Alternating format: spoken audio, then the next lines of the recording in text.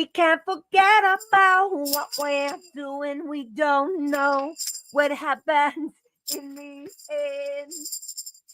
But I do know one thing. I'll keep on learning and loving. Learning and loving with you, you and you. Oh, am I stuck in the TV? Oh. All right, chat. While everybody's loading in and coming in, I'm going to keep you in the screen. I'm going to put on some cute Christmas lipstick. I'll be back in 1 minute. We're going to be hitting this live stream.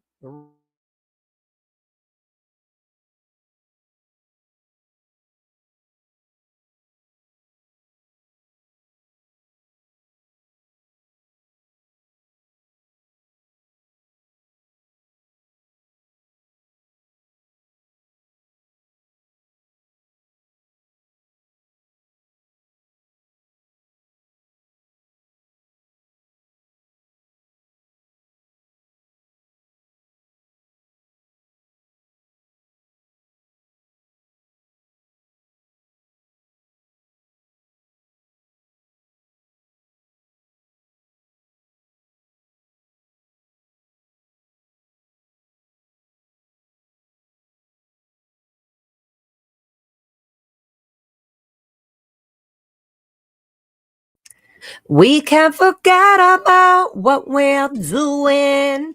Welcome, everybody. Hello. It's been a long time since we've been doing this, where we up in my little studio. I get to play with my little TV screens here. Get to pretend that we're stuck in a TV. Oh, there we go. Woo! Got us out, guys. Voices can. All right, I'm so excited for this because I know that you guys all know that I love chatting with my friend Liz Ferris, because me and Liz Ferris have our own way of talking and chirping and speaking about everything and still having love and support and everything for everything and talking about the childhood. And then chat gets to keep us on point. And anytime I'm like, where was I, guys? What was I saying? You guys like, you were talking about blah, blah, blah. And that's amazing. So we're going to keep doing that. Please help me all welcome my beautiful, one of my dear best friends, Liz Ferris. Hi. Thank you so much. Round of applause. The crowd goes wild. I need one of those. Yeah, I need one of Nora's fake clap machines. Right? Where you're like, I mean, all we would have to do is record the inside of 1994 or 1998 or 6 New Year's event. Hip hip hooray, hip hip. Where it's like, okay, hold on. We got to talk about that right there. Okay. First time hearing hip hip hooray that was not from our childhood, because again, it was hip hip hooray. Hip hip. Right. Hooray. The leader, whoever, somebody's saying hip hip, and then the crowd or the audience is going, hooray, right? And you're saying you heard this before even entering into the realm of the idea of Scientology? No, I heard it growing up throughout all the time. Scientology. All the time. You mean like the hip hip hooray to LRH? I heard it the other day at a restaurant. Hip hip hooray. Wow, and it wasn't a joke? It was a real... No, because I was thinking, oh my God, we got Scientologists here. Like, hold on, I got to go talk to you. And Carrie had to tell me, that's not just a Scientology thing. People do that all the time. Sorry, Summer Savage, you saying sound issues? What are you talking about? Summer Savage. Do you hear everything fine, Liz? I hear everything great. I hear you great. How is everybody else doing? Hip hip hooray has been around forever. I feel like everybody else can hear. Doctor Who, Heather, you can hear us good? It's probably Summer Savage just trying to fuck us up again. Right? Yeah. She's trying to get us to savage each other. No, I'm about to put this chick on blast right here. You getting on blast, Savage. You are getting savage. It must have been my earbuds. Savage. No, not okay. Because if you're telling me the sound is bad in the chat, without checking your earbuds, I'm going to rely on your word. If you are my moderator, okay, look at me calling this motherfucking bitch out. I'll be savaging the savage. Okay, anyways, continue. I love you. Sound is good. Everything. Yep. Okay, good. Gina says sound. Yeah, so it's been around forever and a day. I thought it came. Where was the first time you heard it? I know we both have been hearing it through all of our childhoods, like through all, like you can't not hear hip hip hooray because it happened at the end of every course session, happens at the end of musters sometimes, happened at the end of graduation, at the end of staff meetings, at the like hip hip hooray, 2LRH, hip hip. And then not only that, every 2 months at the big events that my parents were putting on and Liz's dad was literally supporting to put on these fake PR events. But those are the, so you heard it non-Scientology form? Mm-hmm. Okay. At a restaurant, and they were just cheering each other on. They were applauding a big thing that someone had announced, and they just started doing hip hip hooray. And I was like, looked over at Carrie. Carrie looked at me, and I'm like, there's some Scientologists in them thar hills. And they were not, right? They were not. So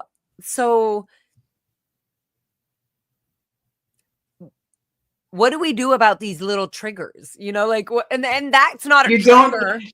Key It's trigger not number like one, do not join in.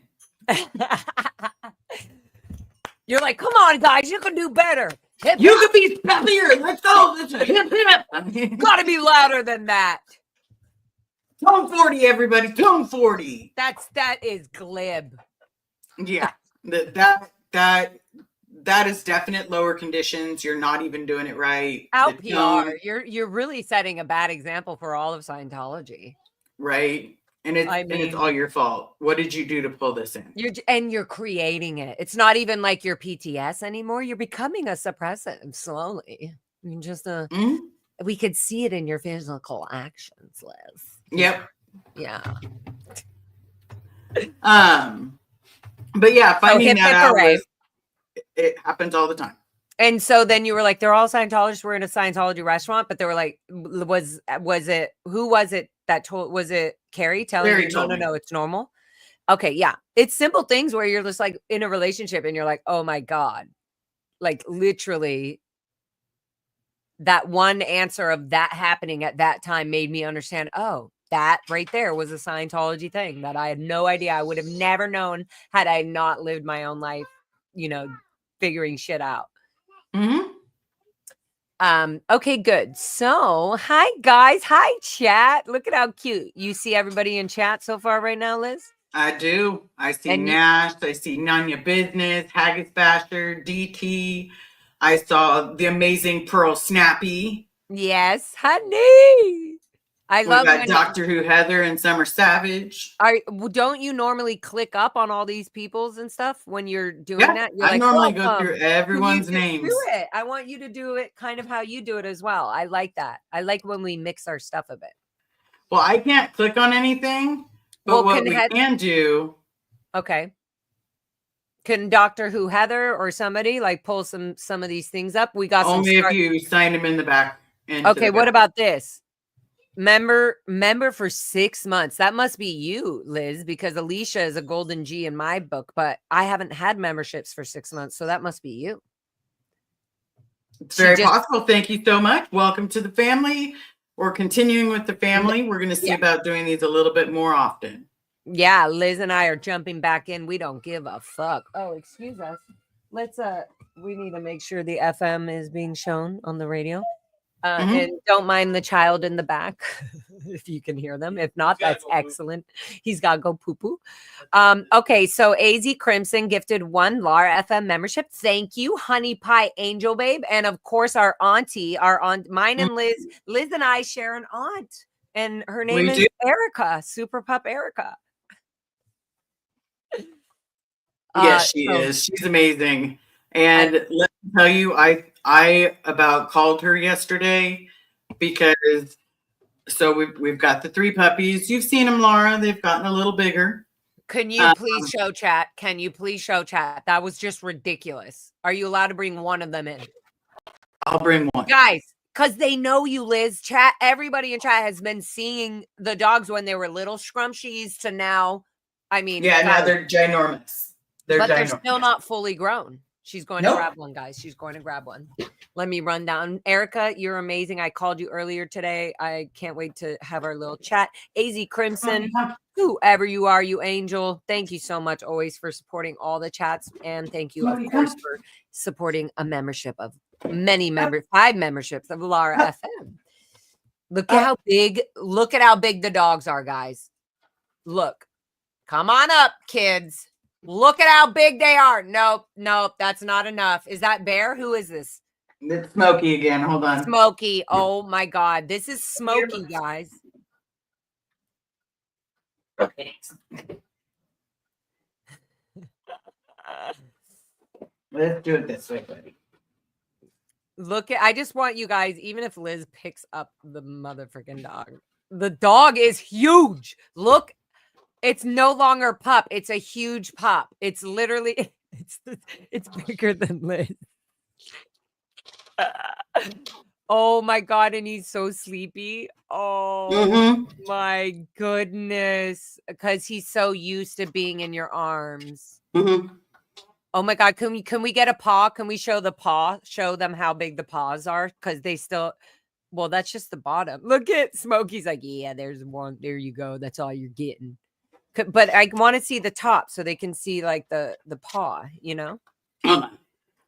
Look at, give one big uppy, Smokey. Look at the paw, guys. The pup is still growing. Only 9 months old. 9. I can't. So you have 3 of them plus your little runaround doggies, which are so funny. Ashley always talks about the little dog and the donut, and she looked and didn't know the dog was even in the cage and was like, what the cute little dog doing in the, she just, and it looked at her like, huh, like, yeah, I've been about Zeus, I gotta stay here. It was very funny. She always talks about that. Zeus loves his crate. But the only reason he has a donut on there is nothing wrong with him. Not at all. Zeus is an escape artist. Yeah, and the donut prevents the escaping. Exactly. Block if the donut is around the neck, and that's all. There's no that. He's just like, yeah, I'm in the cage. I like to escape sometimes, so I got the donut around my head. Yep. That's how it looked. It was very cute. Hi, MK. Oh, I love when our supporters have been in the chat for so fucking long supporting us. Like all you guys have. Lady Jane, like Kirby's mom. I mean, I know you guys are all supporting in so many people's other chat too, but I'm just going to do this. And because I haven't even done like a live stream where it's fun and personal like us, how we do it. Misfit 77, Hot Mama 2, of course. Oh my goodness. Yes. Aw. Brit. Hi, Brit. Yes, raw brows are my favorite. We love you, Hollaboard. Heather in the library, of course. We miss you, Heather in the library. Okay. Any more shout outs? If there's more shout outs. West Coast Nancy. Oh my goodness. What am I doing with my life? Hi, West Coast, baby. Will's pickle jar. That's hilarious. I have not 52. Where is DOA's bullhorn? Yes, where is DOA's bullhorn? Hi, Rika baby. Rika baby. You're gonna do a great grand old year, Rika baby. You're kind of such a sweetie pie, dear. Ooh ah, ooh ah. Okay, anyways, she needed that. I know she needed that. She loved it. Thank you. GM Flower, Gina Freya, Avila, you guys, from a poet, Brian, y'all have all been here. Scientology crimes. This is great. Yes, of course. Oops, sorry. Almost blocked you. She's in a mood. I'm in a little sassy mood, and I had a bunny. Yeah, I'm gonna keep that right there. We both in a mood, okay? Okay. We also got a degraded daughter in the house. A huge degraded daughter. I think she's the ultimate degraded daughter. I mean, from beyond all of us, the ultimate degraded daughter right there. She just gets along with everybody somehow, and yet still is like just a degraded daughter, you know? She's just a real cutie pie degraded little SP babe. So degraded daughter with your goldenrod status. There you go. We love you. Yes, NYC girl. Oops, sorry, Bob. There you go. What kind of dogs, Liz? So it is Roddy. 50% Roddy and like Heinz 57, but mainly setter. So that's where their bigness is coming from. And they got a little bit of Pyrenees in them. There you go. So if you know all about dogs, then you know. Yep. All the usual suspects. Of course, some of them, some of them aren't always in the chat, and we know it's nice to get everybody to Bon Jovi crazy. Of course, hello. All right, hippie chick 69. Exactly. You guys are cutie pie angel babes. Okay, good. Kirby. Aw, cutie pie. Okay, so Liz Arun skis. Isn't it fun? Liz, isn't this fun? It is. I feel like, first of all, is there anything that you want to, is there anything you'd like to say or ask before I start this session? PTSD striking in. So before every auditing session or before any kind of interview or process that they were going to be auditing you, it would either be, I'm not auditing you. They would say, this is the session. And then they would say, I'm not auditing you. Do you remember that, Liz? They would say that. Yeah, I also remember end session. Right, end of session. And so it would be when you're in session, you go right into the hypnotic state of you're not allowed to leave that room without the auditor. No, and if you have to pee, suck it up. Suck that shit right back up and just pray. Especially if you're starting to need a pee and shit because you're coming off with some crazy ass overts and withholds and you're like, ooh, I need to go to the bathroom. And they're like, it seems like you're trying to blow the session. Why don't we finish talking about this overt you have? And they'll finish literally getting all the information out before the auditor can say, okay, I'm allowing us to take a break for you to go to the bathroom. And then the auditor walks with the pre-clear, with Liz, with me, right? Walks with us to the bathroom, stands outside the bathroom or goes in the bathroom if they're able to. Waits. Okay, you're almost done? Good. Oh yeah, we're just on a session break. Like the auditor has to be there to make sure nobody talks to their pre-clear because they're technically still in session. Mm-hmm. So this is a whole thing. This happened all the time. So when people are walking outside the blue building and you see them with clipboards and it's one person and another, and they're going, good, look around and look, and you see them pointing, they are doing a session. They are in session. They are doing a process. This is literally the norm. Like so whenever you see that, then you guys know. Okay. We were kids. Look at that picture. Good. Look at that wall. Good. Why was it when I was a little kid? I spy with my little eye something that's, I don't know, blue. And all I could think of is good.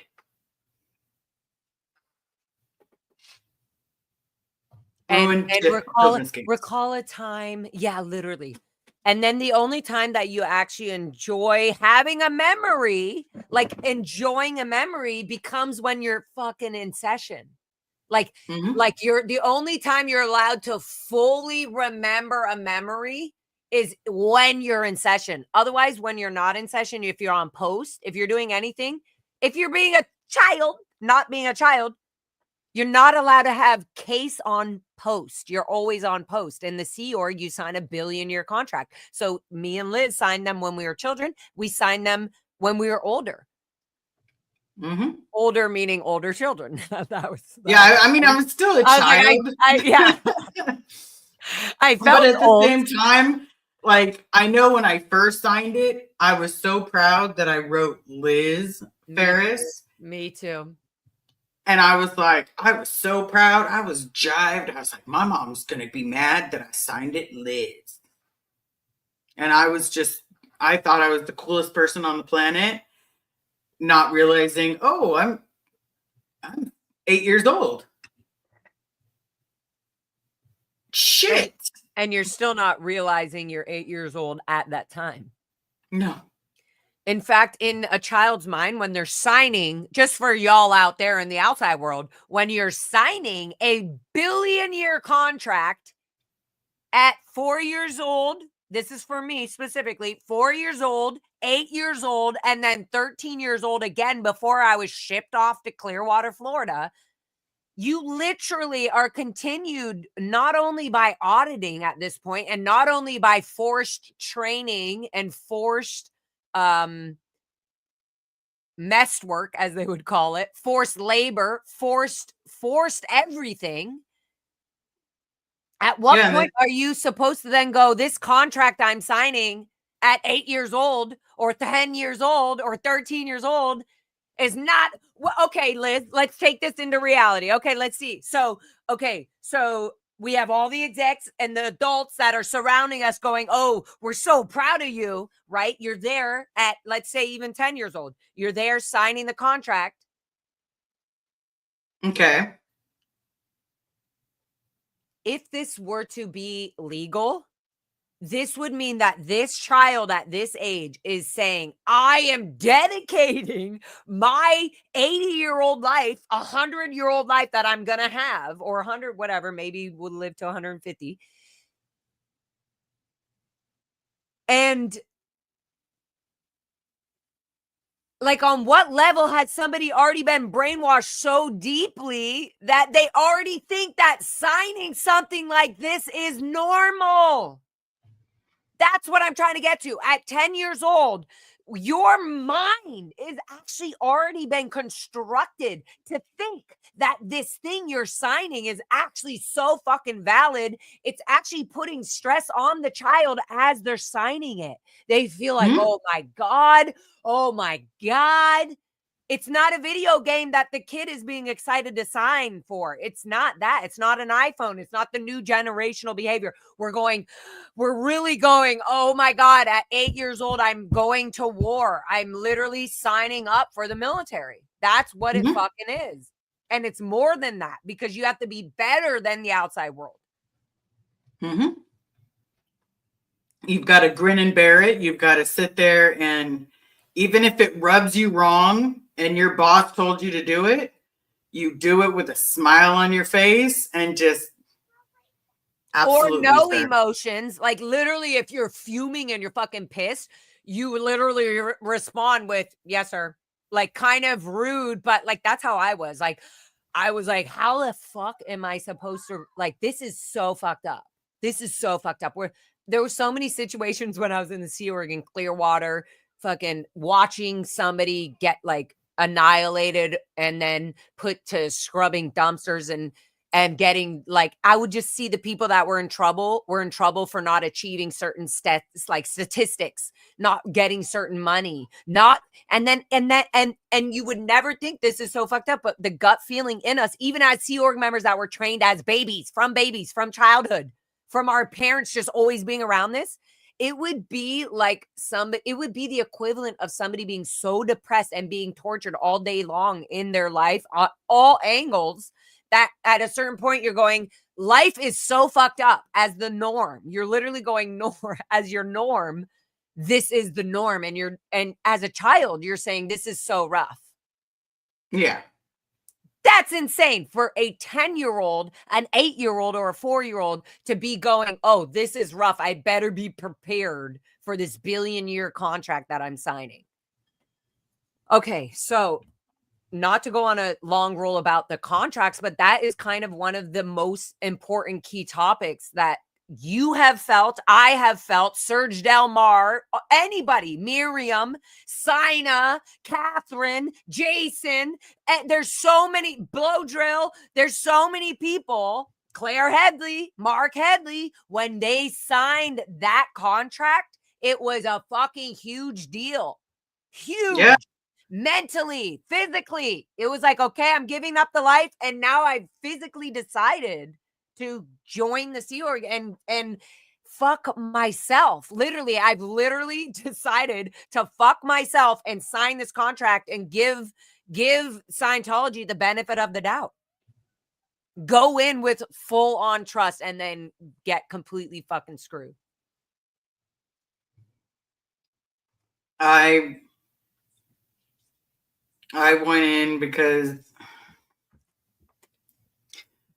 So, I mean, you went in because of a lot of things, but how old were you when you're talking about this? How old were you when you're, 16. I can feel you going, oh God, why did I ever do that? But so 16 is so vulnerable. 16 years old is so vulnerable. Hi, honey. You want to say hi to my chat? Can I get a hug? You want a hug? Or do you want to say hi to Foxy? Or do you want to give Foxy a bone? Yeah? Okay. Oh my God, she totally wants you to give her one. I think you can ask Scotty. But so give her that. I went in for a couple reasons, everybody. Sorry. One, I had gotten myself into a predicament where I had given up a child, and you can talk feel about I had that. family left. You can and you can talk about that. And if for people who don't know, Liz has talked about this with me and on her own channel, and the videos are all still there, even if Liz hasn't been on YouTube for a minute. Yep, just all her freaking struggles and videos of everything are still all there. She's solid as fuck. I don't like. There was something like, "Is Liz gonna delete her videos?" I was like, "Are you a moron?" No, I just needed a break, as I told everybody. And it's not even that. And you don't need permission. It's literally like they're lucky that they even have the info. Right? We were talking about this, actually. We were talking about this earlier, where people kind of get nasty and rude in emails and sort of demanding, and they don't see that they're being rude and demanding in emails when they're even just saying like, "What's up? Are you off the YouTube? Are you not? Like, are you okay? Why aren't you writing any of us back?" Yeah. There's a lot of people who care about you, and you should feel bad if you're not responding to us. We've been there for you. Like, what the fuck are you doing? This is literally how relationships have been taught to us to be like all the time. Conditional love is not love. For you to demand somebody to call you back or write you back is not conditional love. Period. Even if it's coming from a simple email, a simple message. Words are strong and your fucking energy is strong. You can feel it. You can literally feel when somebody is being psychotic toward you, even if they're like trying to be nice. That is literally what Scientology did, and we were forced to do and treat people to do all the time. We're sick of that. We don't want it. Yeah. I talk to a few people on a regular basis. I will honestly tell you, I talk to Pearl and Heather, as much as I possibly can. Queens. Like, Pearl, I love you. Anybody want, screw it. If anybody wants to sit there and say that Pearl is not an amazing human being, you can kick fucking rocks all the way to the short pier with your short self. Yeah. And selfless, don't stop realizing just how amazing you are. Yeah, Pearl and selfless, and they found their sweet little relationship.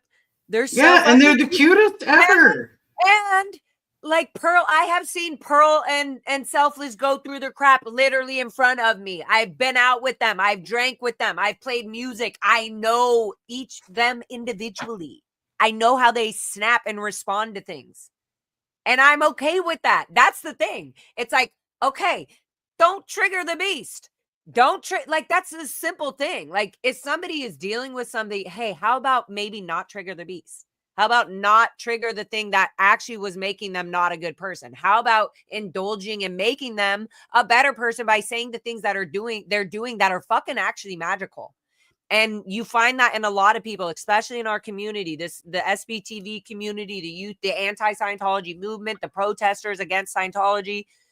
all of this movement, you literally find that in people who are going through the crap that they're going through, and they're getting called out by these evil trolls or by Scientology, and you get to see that. You literally get to see that they actually went in to do this to really make change, and they're there, and they're like, fine, to try to destroy me, but I'm going to use the legal system just like any other American would.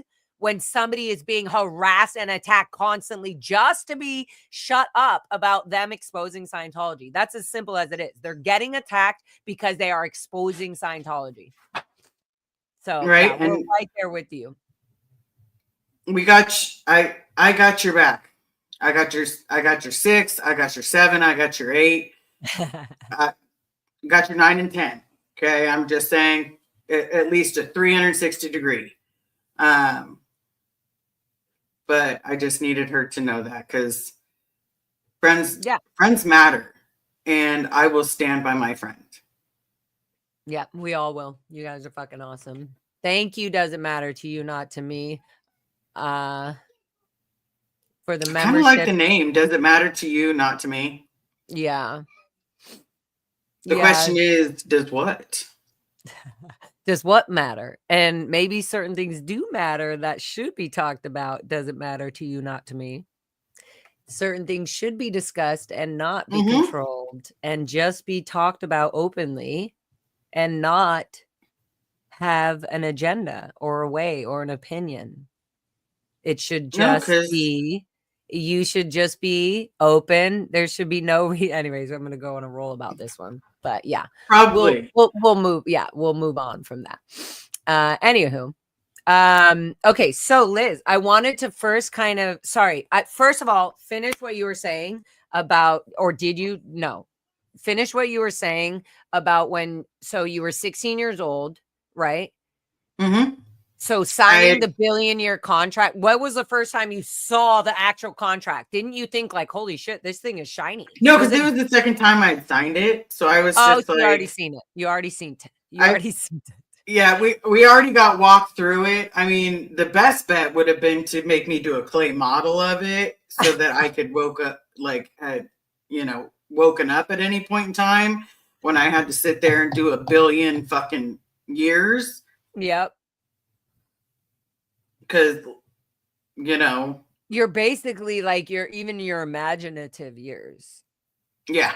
You're like, well, and then you go, well, maybe my imaginative years, 1,000 years from now, maybe the planet will be cleared before then. So maybe I'll be fine. Maybe this contract maybe we can clear the planet this lifetime. And then we get our families back. And everything's going to work out hunky-dory because we're going to be done and the planet's going to be clear. And all they need is just a couple of years. Yeah. It's like full circle. I really thought it was a way to rebuild my family. If I joined, my dad was already in, could have my mom and dad back. And a part of me was delusional. And that's okay. That's valid. That's absolutely valid. Guess what? There's still parts of me that are delusional. Let me tell you that. And some of them are dreamy. They're, I literally made songs. Dream love, dream love. Who do you want to talk to? Who do you want to please? I need you to pull up. You're not going to like this, but pull it up because I got something to say. What? Saul. Oh, he's probably blocked on my end. Yeah. So. Right here. Let's pull it up. Go ahead, Liz. Go ahead. Rip at it. Okay. Good men. Such grifters. Deal with being a cage. You'd be deporting. Okay. First of all, Saul, I really thought we were friends. I really thought you were a decent guy. Okay. Right now, the only thing that you're doing by attacking the people that are trying is just showing how little you really give a shit about Scientology closing or about the shit that happened to us as kids. You're basically taking what happened to us and spitting it in our face like, ha ha, so what? And the idea that you're asking someone to be deported, I don't care if you're Republican or Democrat, because right now you're jackass crack stupid. You're literally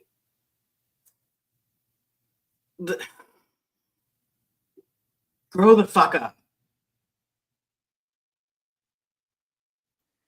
I think the main thing too, Liz, is that like somebody's going to go out of their way now to do this, Sal. That's what you're actually fucking doing for the last 6 months, just like going after people that don't make you happy.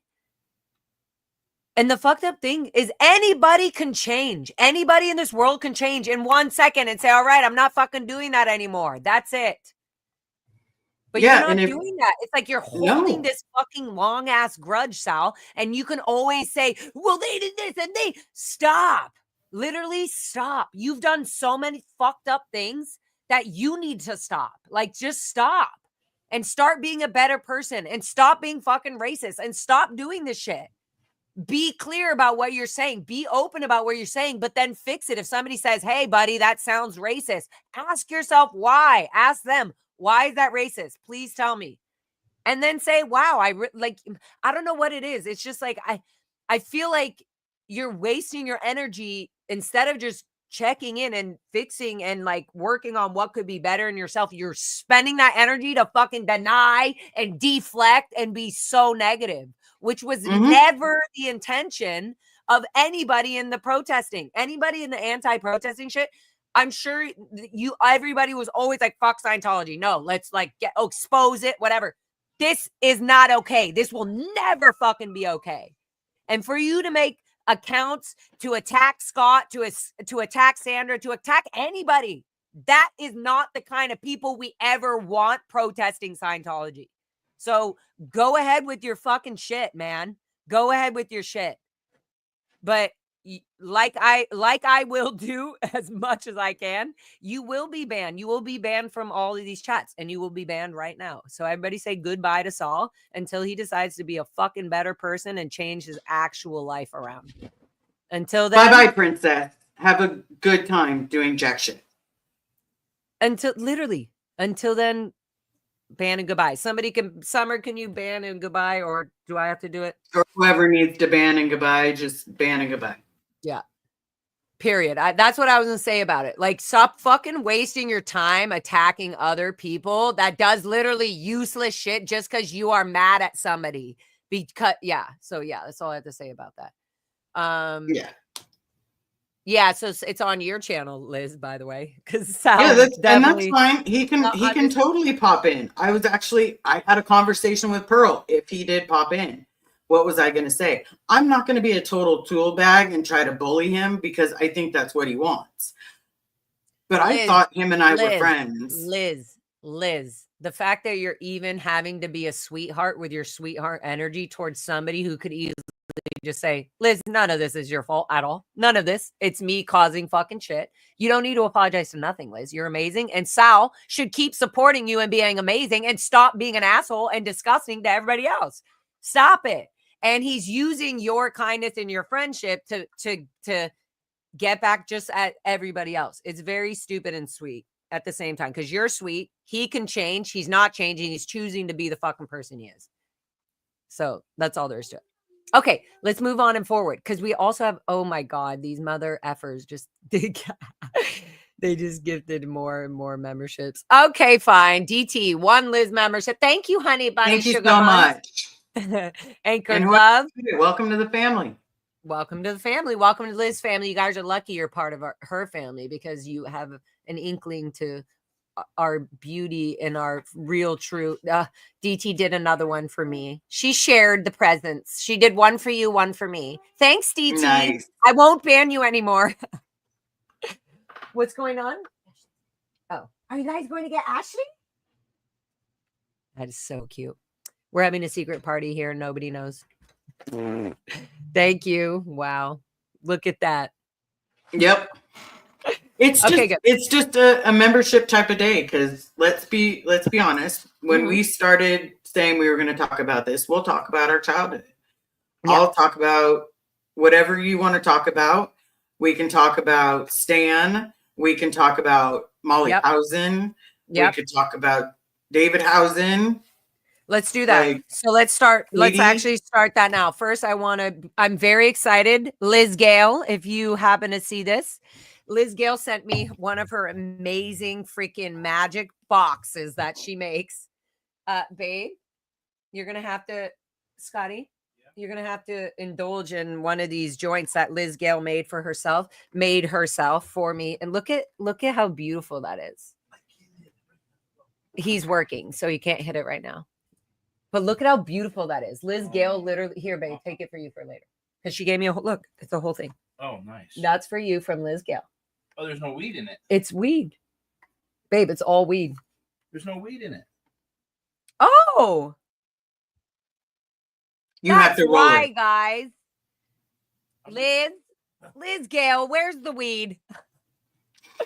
Okay, well, here you go. I don't want that. But isn't that cool paper? Guys, this is so classy. Like, I should maybe save these for when I'm like on stage doing my performance and in my world of art. Anyways, okay. We're getting sidetracked here. Well, then let's continue getting sidetracked because who cares? Okay. Okay. How was your Christmas? Christmas was so sweet and beautiful. I had a cute little hang with Jen and her son and Scotty. We literally did our own cute little hang because I had to work Christmas Day. So, and I always do. The thing is, I'm always working. And it's so cute being in a relationship that I'm like, oh, I get to do fun things with, because now I get to be like, babe, what are you doing for New Year's? I get to ask him, like, what do you want to do? Do you want to do anything? Because if you don't, that's totally fine too, because I'm used to not doing anything. Like, and it's so fun where it's actually enjoyable now. And I don't sit there thinking like, oh, I'm at Christmas with somebody else's family, and it's making me remind me of the family I didn't have. Yeah. It's even no matter how nice and sweet they are, you know? Anyway, so that was really fun and very sweet and cuddly and cute and not like anything stressful. That was very sweet. What about you? What do you guys do?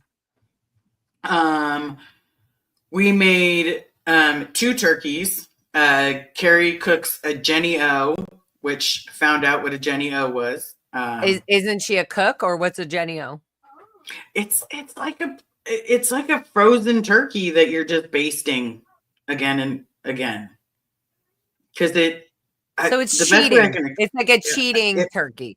Yeah, it's like a cheat turkey. Okay, well, also for Thanksgiving, I went to Michael and Serge's, and Michael makes the most juiciest, delicious turkey. I just couldn't believe it. Liz, Serge posted it. I had like no makeup, and I don't give a crap. I love when I look like a perfect little unscrubbed, unmakeup human. But I was so unmakeup, so comfortable, and Michael and Serge is standing right there, and he's just like taking cute pictures because I just walked in, you know, and I'm like, hi, oh my God, hi, blah, blah. And then Michael is like sitting there cutting like slices of the turkey and dropping it into this like art, like kind of the marinated soupy stuff that just like juice that, you know. And as he cuts it, though, he just gives me a slice without even dipping it. And he was like, just try it plain. And I put it in my mouth, and Serge happened to just be taking pictures. There's a picture of me where I'm like, I put it in my mouth and I'm like, oh my God. I was like, is this how turkey is supposed to taste? It's supposed to be juicy and not dry. I mean, how many turkey meals that we thought in the Sea Org, we were like, oh my God, it's Thanksgiving. It's going to be something special in the galley. Guys, our Christmases and our things were literally reminded to us only because we were having special occasions of meals in the hall dining, basically. Yeah. So we only knew it was Thanksgiving or 4th of July or whatever, because especially if you were inside scrubbing dishes all day, you would only know what day it is because of the menu, literally. Yeah. Anyway, so I had never tasted turkey that was so juicy. I just was just like, so the Jenny O. Well, that's because we were used to that dry stuff. That's what I mean. So when you say the Jenny O frozen shit, and Carrie just like, I was like, wait, so it tastes like the natural dry turkey? Is that what it tastes No, like? it's juicy. Hers is juicy, but at the same time, You don't have to deal with the guts. You don't have to deal It's with just ready to stuffing the go. bird. I All the like fun all that. things on I Thanksgiving. like that. I like all that. I like cutting. I like it all from scratch. I want to use everything. I want to use the neck. I want to use everything. I want to marinate it. I want it to be. Anyway, so yeah, I have a deep love for cooking, and I never knew that until like probably like 8 years ago, 7 years ago, probably around the time I got declared. Right. They go hand in hand. I have like a deep freedom. love of food. Yes, me too. But at the same time, I love making turkey. I do too. Like, it feels so. When the fuck I never made a turkey. My whole childhood, I never made a turkey. Like, we would just get it. Oh, turkey day. It would be literally like Thanksgiving, because when the van run would come to the Ant Ranch, it would be the pans, the silver pans with the veggies, the mashed potatoes. And we'd be like, oh, there's more pans. So there's more things. That means, ooh, there's ample amount of food for Thanksgiving. So that means it's Thanksgiving. There's more food. So it's Thanksgiving. And we would have the cranberry sauce, everything. And I was just like, whoa. Like, as a child, I thought, as a non-child, okay, I thought like, whoa, just like no relation to the outside world. I just thought, this is great that the Sea Org Scientology has these holidays where we get to enjoy extra food. Like, or like special, like I didn't relate anything to the outside world because there was nothing to know or learn or know. Like, there was no comparison. So I was just like, this is so fun to have a random, fun, yummy meal. Pop None Your Beeswax, Minion 75. Yeah. He's making prime rib and he's not even inviting us. I'm making prime rib tomorrow. It's a tradition I started with my kids. Got to make sure the year goes out in style. So, Non-Scientology beeswax. You're starting to piss off Lara and Liz right now because we're wondering where our juicy share of this is.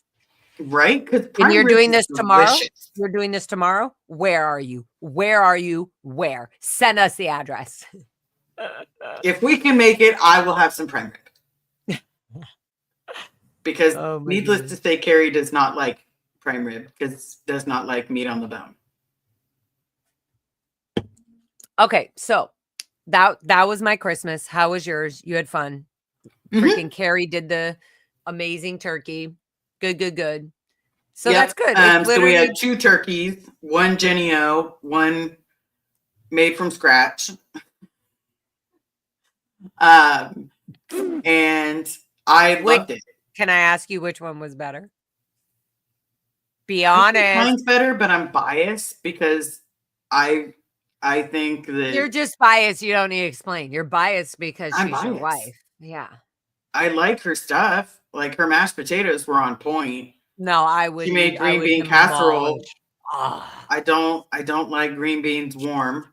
I'm a little weird, everybody. You don't like, you like green beans cold? Mm-hmm. Wow. Since I was a kid. I have eaten them cold and they were yummy, but I'm like, oh my God, this would be so much better if it was heated up. I just learned what green bean casserole was. I was like, oh, so this is what the thing is that when I was eating at the ranch, when they plop it on the plate, I was like, this is the casserole, right? Green bean casserole. Mm-hmm. Sometimes they put the cheese and the almonds or whatever. Yeah. Hey, all I know is that when we were kids, the turkey was dry. The turkey was always dry. And it required a lot of water to get down. When I went to go to Thanksgiving with my grandmother, which was non-Scientologist, diehard Castilian Catholic, her turkey was dry. So I just thought, honestly, turkey's just meant to be dry. And that's I just don't like it. Why my mind was blown when, like, even when I got turkey at families' houses that they invited me, I was like, oh, this is so much better than the dry turkey I ate at the Ant Ranch. But I still was like, oh, I guess turkey is just supposed to be dry, sort of ish. Like it's just like a bigger meat or something. I don't know. Or is the world processing us with like this fake fat turkey? I don't know. I was like, whatever. It makes me tired sometimes. So maybe that's part of the problem. And then I always remember like dripping the turkey in the juices of whatever was given to me on the plate, like just to make it less dry. So yeah. And so when I ate, anyways, it was really good. It was awesome. The Christmas, everything's been good. I had a little emotional trigger, and same with my Scott sweetheart. And we figured that out. I worked during Christmas Day, which actually sometimes is a lot easier for me to deal with than just enjoying the day. So yeah, it was kind of emotional and loving. It was very sweet and nurturing and then productive. Good. Yeah, thank you. Did you get everything that you wanted in your Christmas list from Santa? I forgot to write the list. I think I just again used to not writing no lists, and that's just I got a few cute fun things and it was very sweet. I know I saw one of your amazing things that you wanted to show. Oh, go show Scott. You want to show Liz? A Pez. Oh wait, what did you say? The new screen. The new screen. That screen you were writing on? Oh my God, yes. Erica Super Pup. Oh, by the way, look, Scott put DOA's king. What a fucker. He knew I was going to be using this. That is hilarious. He is king of the castle. Not of my castle. I am the queen of my castle, and he is invited in my castle. But you are the queen of the castle. But I am the queen of the castle. Period. All right. Until you pass down. I'm going to leave that on there. Actually, it's very cute. I'm not going to move it. Okay. So Liz, should we get into some sort of filthy deep talk? Just kidding. What? Go ahead. Well, here's the question. Is everybody loving that we're just talking about everything? Yeah. Everything out and open. Put a 1 in the chat if you just want us to continue talking about whatever the hell pops up. Or do you want us to stay on point and get the shit done? Also, I think Liz is very happy that we're just sitting here chatting, because me and Liz haven't talked to each other in so long, and we love this. We love it. Yeah, people want us to just continue chatting. Let me go grab my joint so I can actually next time I'll be prepared. So sorry, Liz Gale. I totally thought there was Mary J. Wanta in there. Let me go grab my thing and then we'll talk. I'm going to bring up a video that I want to share that was on Defender of Ants, Scott's stream. Actually was on the lore of DOA, I believe. And basically, as you know, and as everybody knows, Scott is always constantly outside of Blue. Along with MD Media, they come in and out. But Scott, I would say, is literally there fucking all the time on the shit. Even if it's an hour or two a day, he's literally there all the time. And he's keeping track of things without even people and the live stream knowing about what he's doing. Sometimes he's there without even being live, like on a live stream. So it's amazing the shit that's going on. Oh yeah, duh. Gotta go get my joint. So get the joint. I wanted to bring, is that okay? Is that cool, Liz? Do you want to talk to chat and see if there's anything we want to pull up while I grab my J? That's so funny. But also before we're going to dive into the video that DOA had and Matt MD Media, where a guy came out and was annoyed and like started to film DOA before he even he obviously Scott's out there with his live stream, so he's watching him, but he was filming him before the clip I'm going to show, and then we'll watch. And it's just interesting for you guys to see even a public position of somebody coming out of the canteen, the cafe from the organization to try to deal with somebody like Scott, thinking that he might have some impingement on Scott, like some sort of like,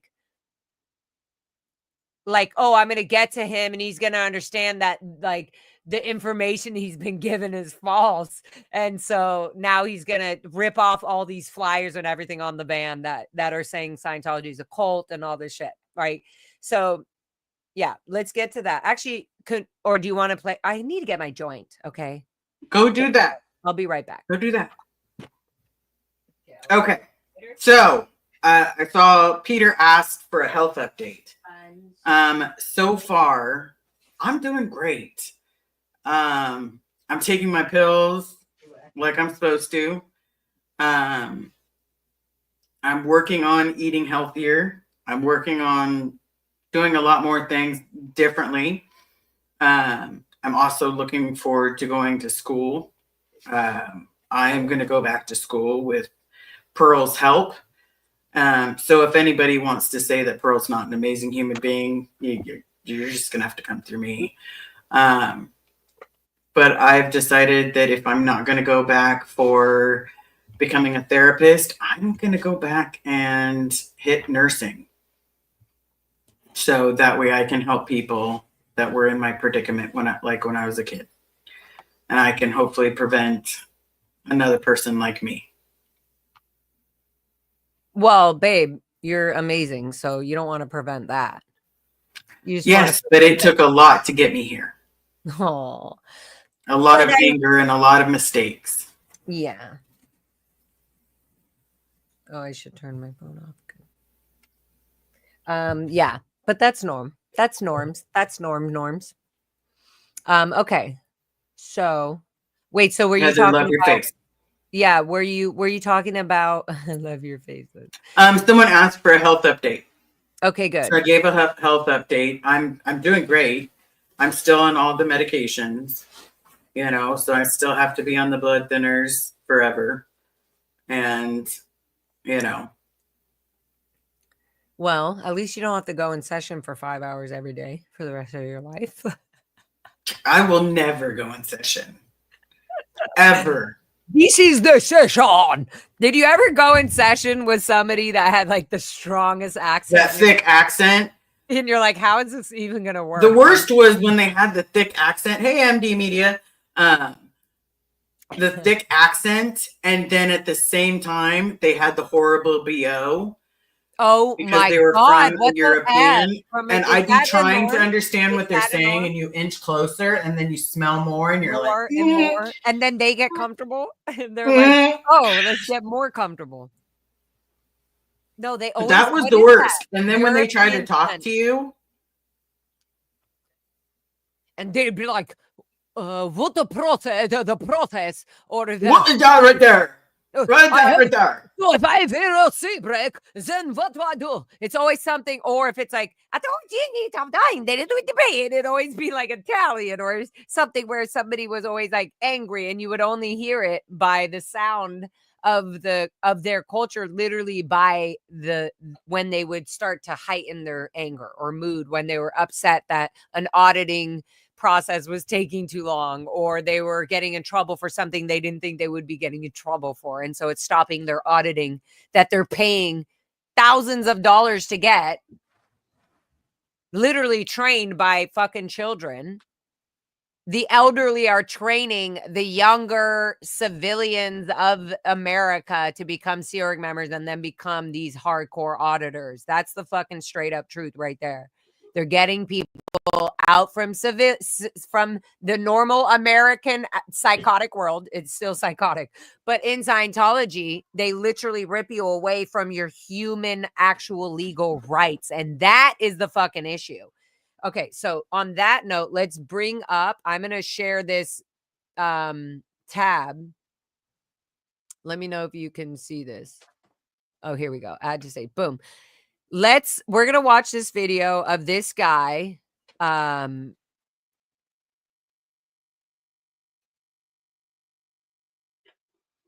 don't even want to explain it. This is just a guy this is the mentality of somebody being in the cult of Scientology, annoyed as fuck that somebody like Scott is impinging and just outright putting the flyers and all this shit all outside. Well, I think, babe, weren't you in my van?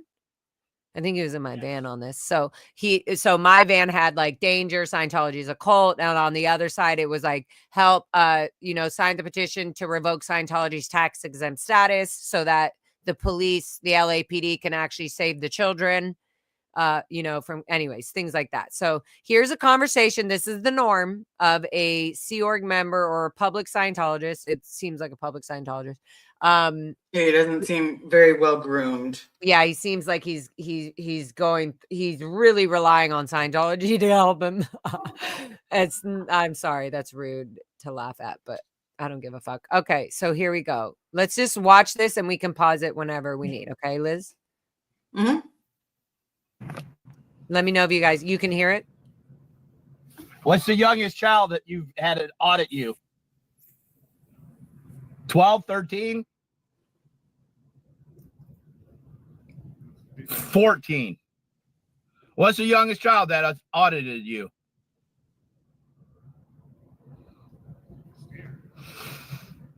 We call that the Xenu stare.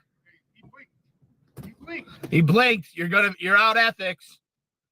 We're gonna report you to your to ethics. Oh yeah. Hi, buddy.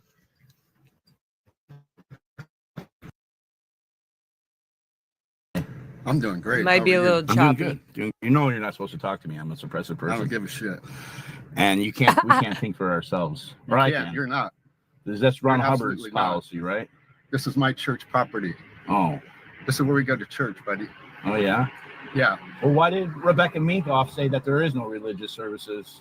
She's a Scientologist. I love that he That's said probably that. not true. That's probably another lie that you're perpetuating. No, that's what she said on the Housewives show.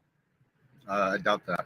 Oh, Rebecca Minkoff. She's the wife of your chiropractor. I doubt it. Yeah. I doubt it. Babe, you got it wrong. He's not the wife. It's the daughter No, she did say of that. David Minkoff. She might not be a Scientologist anymore. Yeah, that's true. So you're being an asshole, just so you know.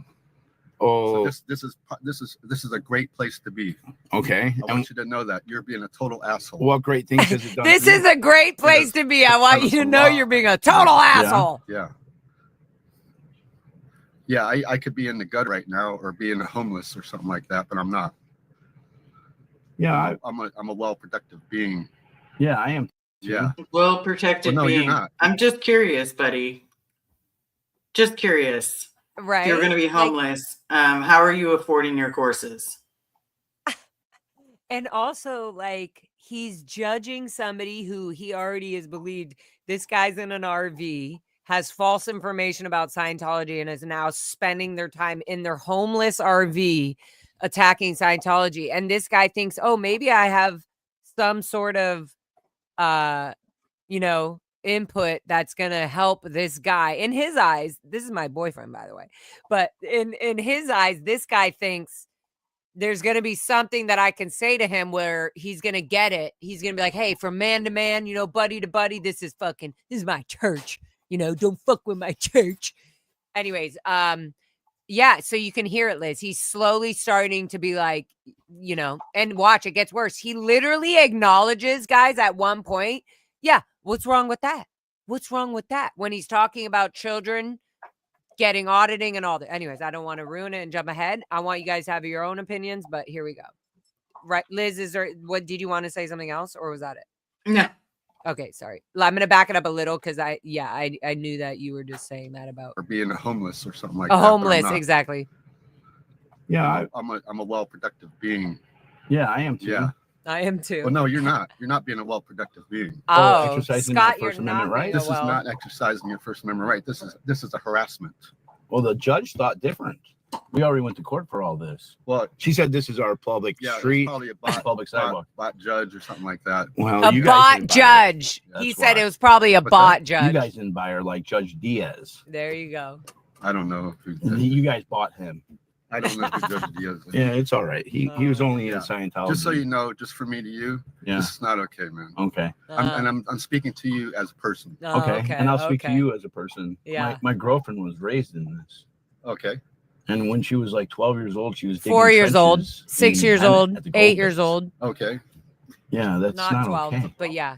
See, wait, What's wrong with that? what's wrong with when that? they start doing like some of the What audits. was it purposeful or what are you I saying? don't know. 12-year-olds digging trenches. Do you think that's purposeful? When I was 12 years old, I was working for my father doing home improvement. I Yeah. had to work on roofs. I had to do a lot of difficult We're things. strangers. So that's not a problem. We're strangers pulling your pants down and spanking you and getting boners. Yeah, I doubt if that was possible. Oh, Well, it doubt. Especially on You camera. doubt. Yeah. That's the Yeah. problem, the children saw our sir. parents for 2 hours a lot of a lies. week. There's a lot of lies. Lot about of this. lies. I'm falling for it, and so are you. Well, you're the Matt. first person. So that he was actually talking about talks. Matt there. Well, We'll show So that's Matt. good. We've been here Yeah. for like a year. I know. I've seen you all around, and Yeah. I've been not talking to you because a couple people not wanting me A to. couple Yeah. people to Well, they security. don't telling you. Well, This is I'm not okay. I'm glad to see that you have a little more freedom than the rest of the people here. They all have just as much Yeah, freedom. well, when the They're security trying to not handle things to cause any isn't further communication the problems. universal solvent. It is. Okay, so why Whoa. Okay. Liz, do you hear all this going down right now? It's not just me, right? I was like, when I was watching this live, I was like, no way. He literally, and the way, sorry, just smoked my Jane. The way that Scott, the thing I know Scott's mind. So, like, I know he's like trying to compose himself and like be sweet and like, how can I really get this guy to hear what I'm saying? Like, how can I really, and there's so many, there's so many things that happen here. The guy admits, yeah, DOA was like, first DOA, Scott has already mentioned a few things, like my girlfriend, who I'm a female, 12 years old. If he's so like, hey, old generation, I worked on a farm, I did this, whatever he's saying, like I used to do that. Yeah, you were with your father. Like he said, he had random strangers spanking my ass. And what he meant by that is there were random men and women adults spanking my fucking ass and touching me physically and abusing me, which violates the law because they have no permission to be doing that. If my mother, who didn't know about this until I told her because I was fucking having a panic attack by the fucking 10th year of being at the Ant Ranch and getting spanked for fucking so long for cussing, So yes, I will fucking swear all the fuck I want and not get abused by it. Anyways. Yeah, my mom did not care that I cussed because it was that big fine of a in the Sea Org, exactly. But when I was in the governors group in the cadet org, they wanted to show you don't have the privilege to swear. You don't have the fucking will. You do not have the authority from all the people on this ranch, including your friends, the cadets. They all agree you should be in the fucking cadet org. So who the fuck do you, in the governance group or the ethics group. So who do you go to at that point, right? I'm not allowed to go beg an adult to help me to put the code in on the phone so I can call my mom. And then guess what? I'm distracting my mom, who's an executive, or my father, whoever I chose to call or tried to call.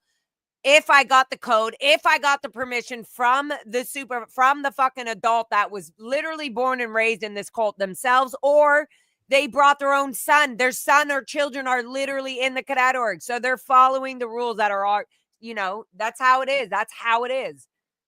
So my choices are, you're going to beg an adult to somehow let you call your mom to then complain to an executive Sea Org member randomly in the middle of the day about the feelings you're having, that you're feeling exhausted and tired and hungry. And why do I have to be at this ranch digging trenches? And why do I have to be on a schedule? And why do I have to wear this uniform every fucking day? And why am I getting in trouble for a stained fucking t-shirt? When you're making me do disgusting work and not giving me any money to fucking take care of myself. Yet you're telling me I'm not a child, I'm an adult. And then I'm not, it's out PR, it's N theta, it's fucking N theta. If I get permission from the adult to do the code to call my mom, it's N theta to tell her that I'm upset and having a turbulating day and I feel really shitty and I don't understand what this abuse is, but I know that something bad is happening to me and I'm hoping to get security and safety from my own mother or father.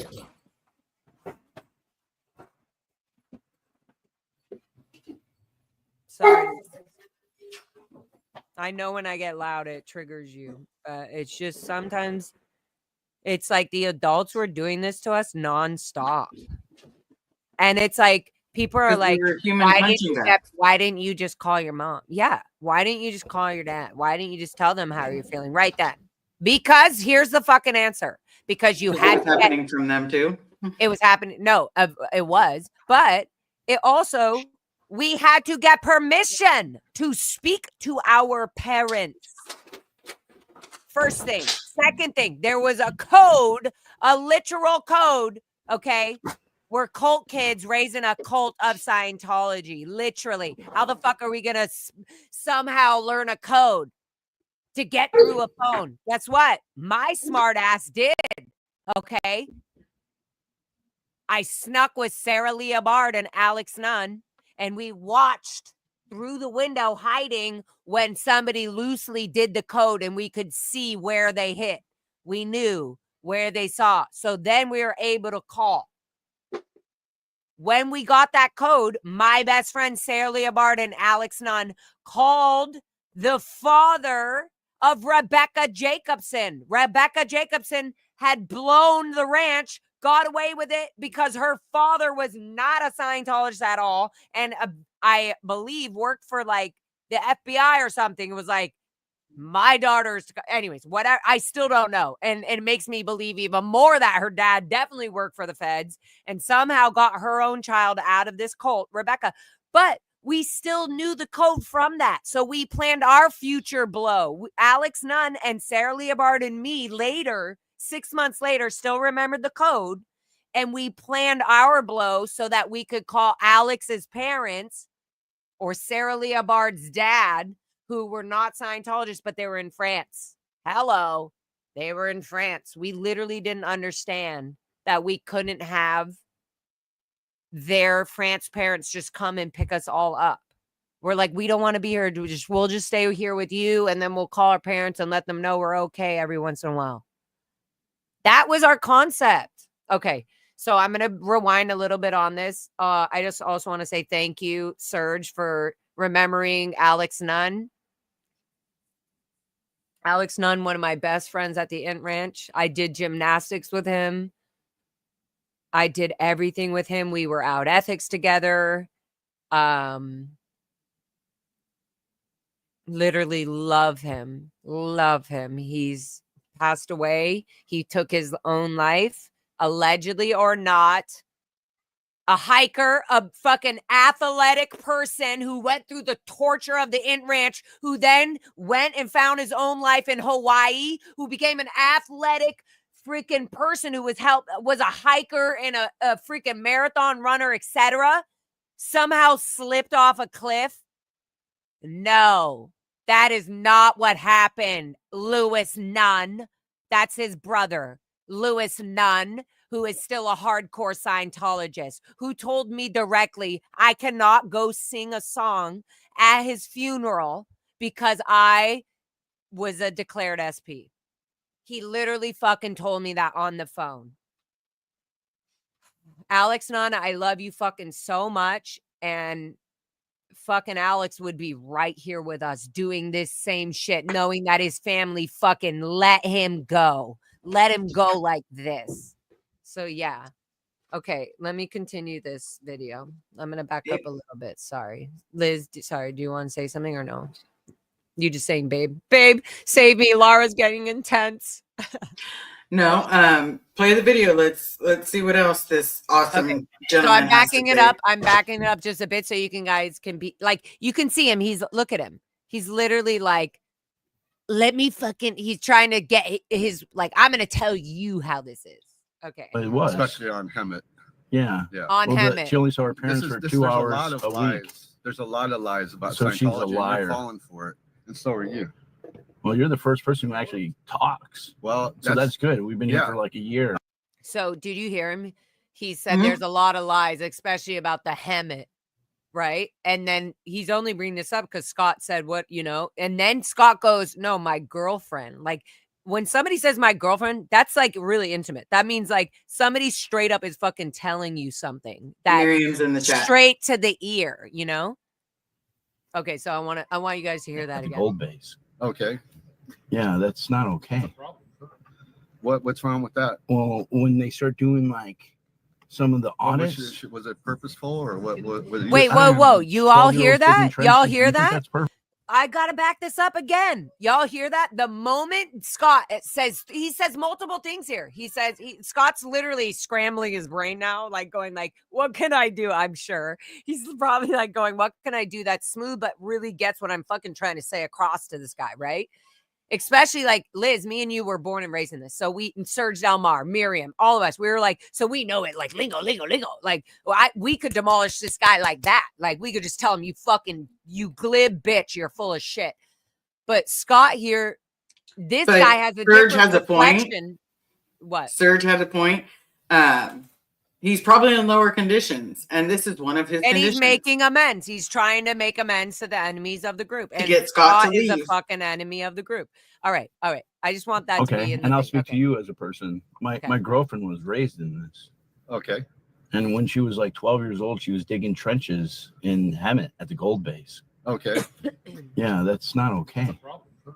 What's so wrong with you that? see how he's like, when what's they start wrong with doing, that? like, Literally, he some says of the that. audits. Was it purposeful or what? Purposeful? I don't know, What the fuck are you 12-year-olds talking digging about? trenches? Do you think that's purposeful? When I was 12 years old, I was working for my father doing home improvement. I had to work on roofs. I had to do a lot of difficult work. We're strangers. So that's not a problem. We're strangers pulling your pants down and spanking you and getting boners. Yeah, I doubt if that was possible. Well, it was. Especially on Hemet. Yeah. Yeah. Well, she only saw her parents for 2 hours a week. There's a lot of lies about So Scientology. she's a liar. You're falling for it. Okay, I want to pause on that. So he says, especially at Hemet, wait, I want to back that up. He literally, listen to what the guy says. The guy is saying, yeah, exactly. And Scott and him, because they both are intense, but they're trying to be calm. You can see they're both trying to be calm at the same time, but really say what the fuck. And they both. So this guy really has a valid point because he's a hardcore Scientologist, right? And Scott's going like, well, let me tell you a few basic things that you think are normal. And Scott's a professional. He literally is like, let me just document this. Let me get this shit on the record right now. And so he's bringing this shit up and being very clear. And this guy at the same time is being very clear in his mind. Like he's being open and vulnerable with Scott, right? It's insane how the mentality of this guy is. Okay, I'm backing up again right here and I won't interrupt it. What's wrong with that? Well, wait, nope. I'm backing up before that. Nope. Diaz. Nope. Okay, nope. It's like I want to restart the fucking whole video. I'm a okay, right here. well-productive being. Okay. Yeah, I am too. Yeah. Well, no, you're not. You're not being a well-productive being. Oh, exercising my First Amendment right? This is not exercising your First Amendment right. This is a harassment. Well, the judge thought different. We already went to court for all this. Literally, well, she said when this is our public street, probably a public sidewalk. bot judge or something like that. A bot judge, so he already knows about that. What's that? You guys didn't buy her like Judge Diaz. Mm-hmm. I don't know. Yeah, you don't know, but this guy, yet he can speak about a bot judge. Just so you But know, he knows just for nothing me to you, about it. Yeah. this is not okay, man. Okay. I'm speaking to you as a person. Okay, and I'll speak to you as a person. My girlfriend was raised in this. Okay. And when she was like 12 years old, she was digging so he kind of trenches in listens. Hemet at the gold base. Okay. So he's okay with all that. He's starting to listen right now. He's like, okay, what is this fucking idiot trying to say? Yeah, that's not okay. That's not okay. So Scott's going, why is a girl digging trenches forcibly in Hemet?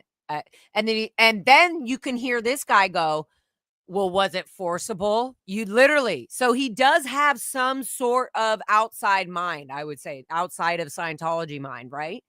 Okay, let me just back it up a little bit. Was it forcible? Yeah. It was a billion year for a child. And this is where I love at the end of this conversation. Scott goes, no, kids can't consent. That's the whole fucking thing, dude. That's the whole thing, is that you've been being trained to believe that kids are so amazing and that they can consent and they can and that society has been squishing and crushing them. Sure, I'm sure society has squished and suppressed multiple fucking children and multiple generations of multiple things. But they're like, well, Scientology doesn't allow that. We allow all freedom. Well, why can't you talk about the abuse of children in Hemet then? And so he doesn't even see that children being told that their children is not abusive. I mean, that they're adults in small bodies is not abusive, because he doesn't understand the programming that he's slowly himself been put through. Okay, sorry. Yeah. This is not okay, man. Or like Judge Diaz. I don't know if you guys bought him. I don't know who Judge Diaz is. Yeah, it's all right. He was only in Scientology. Just so you know, just for me to you, this is not okay, man. Okay. I'm speaking to you as a person. Okay, and I'll speak to you as a person. My girlfriend was raised in this. Okay. And when she was like 12 years old, she was digging trenches. See, he goes right here. Was it purposeful? Okay. Yeah, that's intentional. Not okay. Yeah, it fucking was intentional. What's wrong with that? Well, when they start doing like some of the audits, was it purposeful or what? Purposeful? I don't know. 12-year-olds digging trenches. Do you think that's purposeful? When I was 12 years old, I was working for my father doing home improvement. I had to work on. You were working for your father. I'm not working for my father. Were strangers pulling your pants down and spanking you and getting boners? Yeah, I doubt if that hurt. That was possible. Well, it was. Especially on Hemet. Yeah. Yeah. Well, she only saw her parents for 2 hours a week. There's a lot of lies. So she's a liar. You're falling for it. And you're falling for it. And so are you. Well, he's talking about Matt. Talks. Well, so that's good. We've been here for like a year. I know. I've seen. Yeah, and like Serge said, he's probably out there because a couple people. He's out here probably having to make amends. And he knows it because even early, you'll see Scott says, well, you're going to get in trouble. You're going to be sent to ethics. And he was like, no, I'm not, actually. I'm not going to be fucking sent to ethics. And it's so insane that the guy is even responding to DOA's language of Scientology. That's the whole point. Okay. I'm going off topic. Well, not one of me too. There's security or whatnot. Well, they don't. I'm telling you. Well, I'm not okay. I'm glad to see that you have a little more freedom than the rest of the people here. They all have just as much freedom. Yeah, well, when the security to not handle things to cause it. Isn't communication the universal solvent? That's a Scientology okay, so why would the security guards go around and tell people not to talk to people? There are certain handlings for shit like this. Yeah, then they do the touch assist with them. Did you hear that? So yeah, the next thing DOA says is just doesn't make sense, but it does make sense to somebody who is looking at this guy as a protester against Scientology that doesn't know what he's talking about. So like he's going, oh, he's like, see, that's what you get. The touch assist is just for physical pain in the body. But what Scott's saying is, yeah, you get them early at like a touch assist or the communication things, and then you fucking bring it further. That's what he was saying. Sir just said we were being abused as kids, made by the auditors of these people as minors underage. So this guy, when he says, I was 12 years old working for my father's on roofs. Pause, bitch. You fucking just associated your life of freedom with Scientology in a year's fucking 30 years later, or 50, 60, however old this fucker is. That, like, what does that have to do with the price of fish in China? Are you dumb? Like, right? Because I'm pretty sure that you didn't get up at 7 o'clock, report for muster, mandatory. And then like your dad didn't whip your ass. Are you talking about that, kind sir? Did your dad whip your belt? Did he pull out the belt and pour ice cold bucket water if you weren't marched in line at 6:30 in the fucking morning? And then and some every 30, 40 minutes, every hour, every minute of your day is scheduled. Was that done to you, sir? Like, this guy's literally comparing something. And well, you know what pisses me off is this guy knows that he's comparing something that has fucking a totally different thing to do with Scientology. And he's only using it to compare it to have good PR. So yeah, when Serge earlier said, I wonder, or Miriam, whoever said, I wonder if this is something he would do to make up amends. Yes, this is absolutely. And when he said, no, I won't get in trouble, I'm like, oh, well, then maybe he was sent out there to like try to fucking encourage Scott to stop doing what he's doing. But clearly he sucks. Yeah, he's not like all brainwashed idiots. What? I have something to say. Come. I just think it's Scott's funny here. because What? Here, baby. You have to put it in so you can hear them. All right. He said, "I have something to say." okay. The security did not. The next day, I cleared the cafe, and the Odo was on the walkie-talkie. I could hear it from G.I. Jane's security's walkie-talkie. We heard it on your stream too. And, yeah, and she said that he specifically said that he didn't know. He said, "I don't know who that is," and he appears to be a public. So I don't believe that Scientology sent him out. I could be wrong, but according to security, and Scott is 100% right. He's 100% right. What I heard on that radio that day, I was like, oh, they don't even know. They're so focused. Like, this is what's so fucked up. The security guards themselves should know, based on the amount of time they have to be there every single day, and they're literally watching anybody and everybody that's walking in and on the base. I think they're so hyper-focused on the protesters that they almost forget who the regular public is that are coming in and out. And then they were like, oh, he is a public, and he thinks he's going to do something good. He thinks he's going to do something good here and like get this SP off of, whatever. Anyway, so let's continue. Or do you want to say anything else, Liz? I hate interrupting trains of thoughts. You're interrupting trains of thoughts. No, I don't want to interrupt yours. Do you want to add anything more before I keep playing this? Because it gets more and more. And he literally said, okay, yeah, go ahead. What were you going to say? I honestly just think it's some guy thinking that, oh, it disappeared. No, it's okay. I'm a professional now. I think it's honestly some guy thinking that he's going to do his liability formula and talk Scotty into walking away. I mean, at what point anyways, even if you're on the bridge to total freedom, when are you not kind of making amends? You're always having to do something, even if you're like doing good. Even if you're not in ethics, like even if he wasn't sent, even if any of that, he still thinks, wow, I'm going to tone 40 this guy into leaving. And then, no, not even that. Exactly. I know how much Scientology has worked for me because this is the person I am that thinks that kids are fucking adults in small bodies. This is the frame of mind of this guy. Mm-hmm. So let's continue watching. I'm also going to send Serge a link. He wants to jump in with us and we'll continue watching this, but here we go. Let's add. So I'm going to back it up a bit so that people get that frame of mind, Liz. Like, I cannot tell you, I was so shocked that Natalie or Aaron Smith-Levin or any fucking buddy that literally covers protest or anything going down with Scientology. This is the exact video to show the frame of mind of somebody who thinks they're just a casual public trying to tell this protester SP to knock it off. This is really not okay. Kids they're capable as fuck. All right. Anyway, sorry. Okay, here we go. Hey. What's wrong with that? Well, when they start doing like some of the audits, was it purposeful or what are you I don't know. 12-year-olds digging trenches. Do you think that's purposeful? When I was 12 years old, I was working for my father doing home improvement. I had to work on roofs. I had to do a lot of difficult work. We're strangers. So that's not a problem. We're strangers pulling your pants down and spanking you and getting boners. Yeah, I doubt if that was possible. Well, it was, especially on Hemet. Yeah. Did you hear that? Especially on Hemet, because even me, I was lied to as a child. We were all lied to. And even Liz was lied to. And all the Pack Ranch cadets were lied to about the fact that Hemet and Golden Air Productions and the Int Ranch was so amazing. And there's animals and it's so green and beautiful and perfect. That's literally the pitch.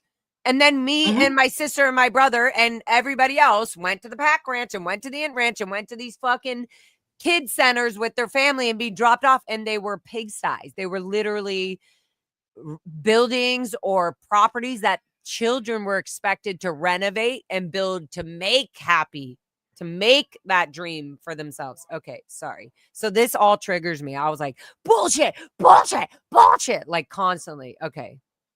Right, Liz? Yep. Okay. I was just like, am I not the only one triggered? On roofs, I had to do a lot of difficult work. We're strangers. So that's not a problem. We're strangers pulling your pants down and spanking you and getting boners. Yeah, I doubt if that was possible. Well, it was, especially on Hemet. Yeah. Yeah. Well, she only saw her parents for 2 hours a week. There's a lot of lies about So Scientology. she's a liar. And you're falling for it, and so are you. Well, you're the first person who actually talks. Well, so that's good. We've been here for like a year. I know. I've seen you all around, and I've been not talking to you because a couple people not wanted me to. There's security or whatnot. Well, they I'm don't. just telling you. Well, I'm not okay. I'm glad to see that you have a little more freedom than the rest of the people here. They all have just as much freedom. Yeah, well, when the security to not handle things to cause it. Isn't communication the universal solvent? It is. Okay, so why would the security guards go around and tell people not to talk to certain people? handlings for shit like this. Yeah, then they do the touch assist with them. There's certain handlings for shit like this. What you're fucking talking about? You don't think it's a problem with children digging trenches that young? I love that Matt literally heard that or something, They right? work for some strangers. Okay, hold on. Let's pause there. I love that Matt heard that. And he was like, you don't fucking have a problem with children digging trenches. Like he was probably, I bet you Matt was like so irate. Let's go to Matt's thing really quick. Hold on. I think it was this church event. Okay. I think it was this. Yes. Let's share this tab. You sit down and have a conversation. Okay. Yeah. Let's right here. I think this is with you one-on-one one day. You sit down and have a conversation with you. One-on-one. He's talking to the same guy. You guys are getting this? General, just in conversation. Liz, you can hear it? Yeah. Okay.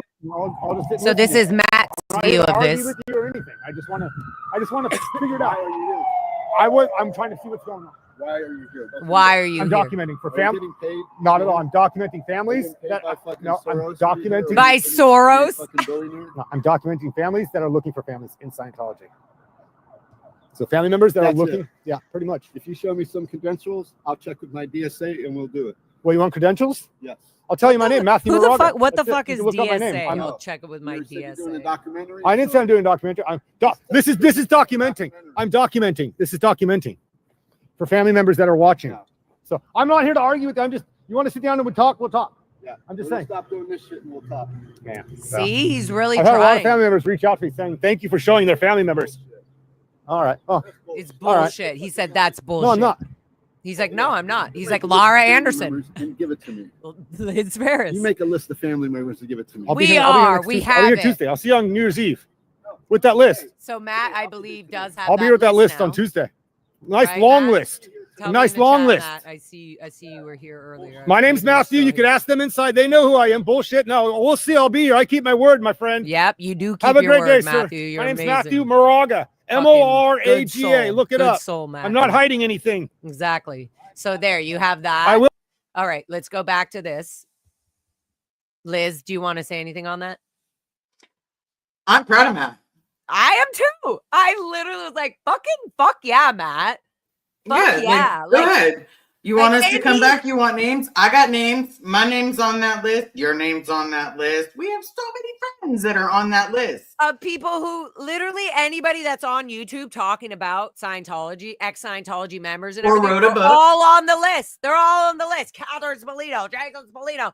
My brother, I found out through Aaron Smith Levin, his channel. Somebody sent me a link saying, "Isn't this your?" Actually, Scott was like, "Somebody said, isn't this your brother?" And I was like, "How did Aaron Smith Levin not know that Jarrett Philip Anderson is my brother?" And like, that's insane to me. Like, so let me tell you the fucking facts about my brother, since we're just gonna, now that I know he's actually, my brother was protecting me. Sorry, I'm going to go on a side note here. Let's roll back. Okay, let's roll back to this video. But this is the exact thing I'm talking about. My brother disconnected from me fakely. He told my parents I did. But he said he was in Texas. He had just finished Narconon. He was trying to establish himself and get back onto his feet, relying on mom and dad who are in the Sea Org to help him. They did not help him. They tried, I guess, a little to whatever they could do. So my brother then calls me. He's like, I'm in Texas. And he's like, yeah, mom and dad. I'm like, okay, well, I love you guys, but I was like, you know, and I would talk to my brother more. I would say, you know, Jared, good. I'm proud of you for being sober, but Narcanon's kind of bougie, bullshit. I was like, it's kind of like pretends to be this bougie, you know, drug rehabilitation for celebrities. It wants to be Malibu. It wants to be so Malibu perfect. Yeah, bitch, you don't Yeah. have the waves. You go to my live stream, my silent wave live streams. No, you are not in a rehabilitation project force of any kind, and no rehabilitation of any body sort, and no rehabilitation of any narcotic of nothing, and group separation and cult nothing.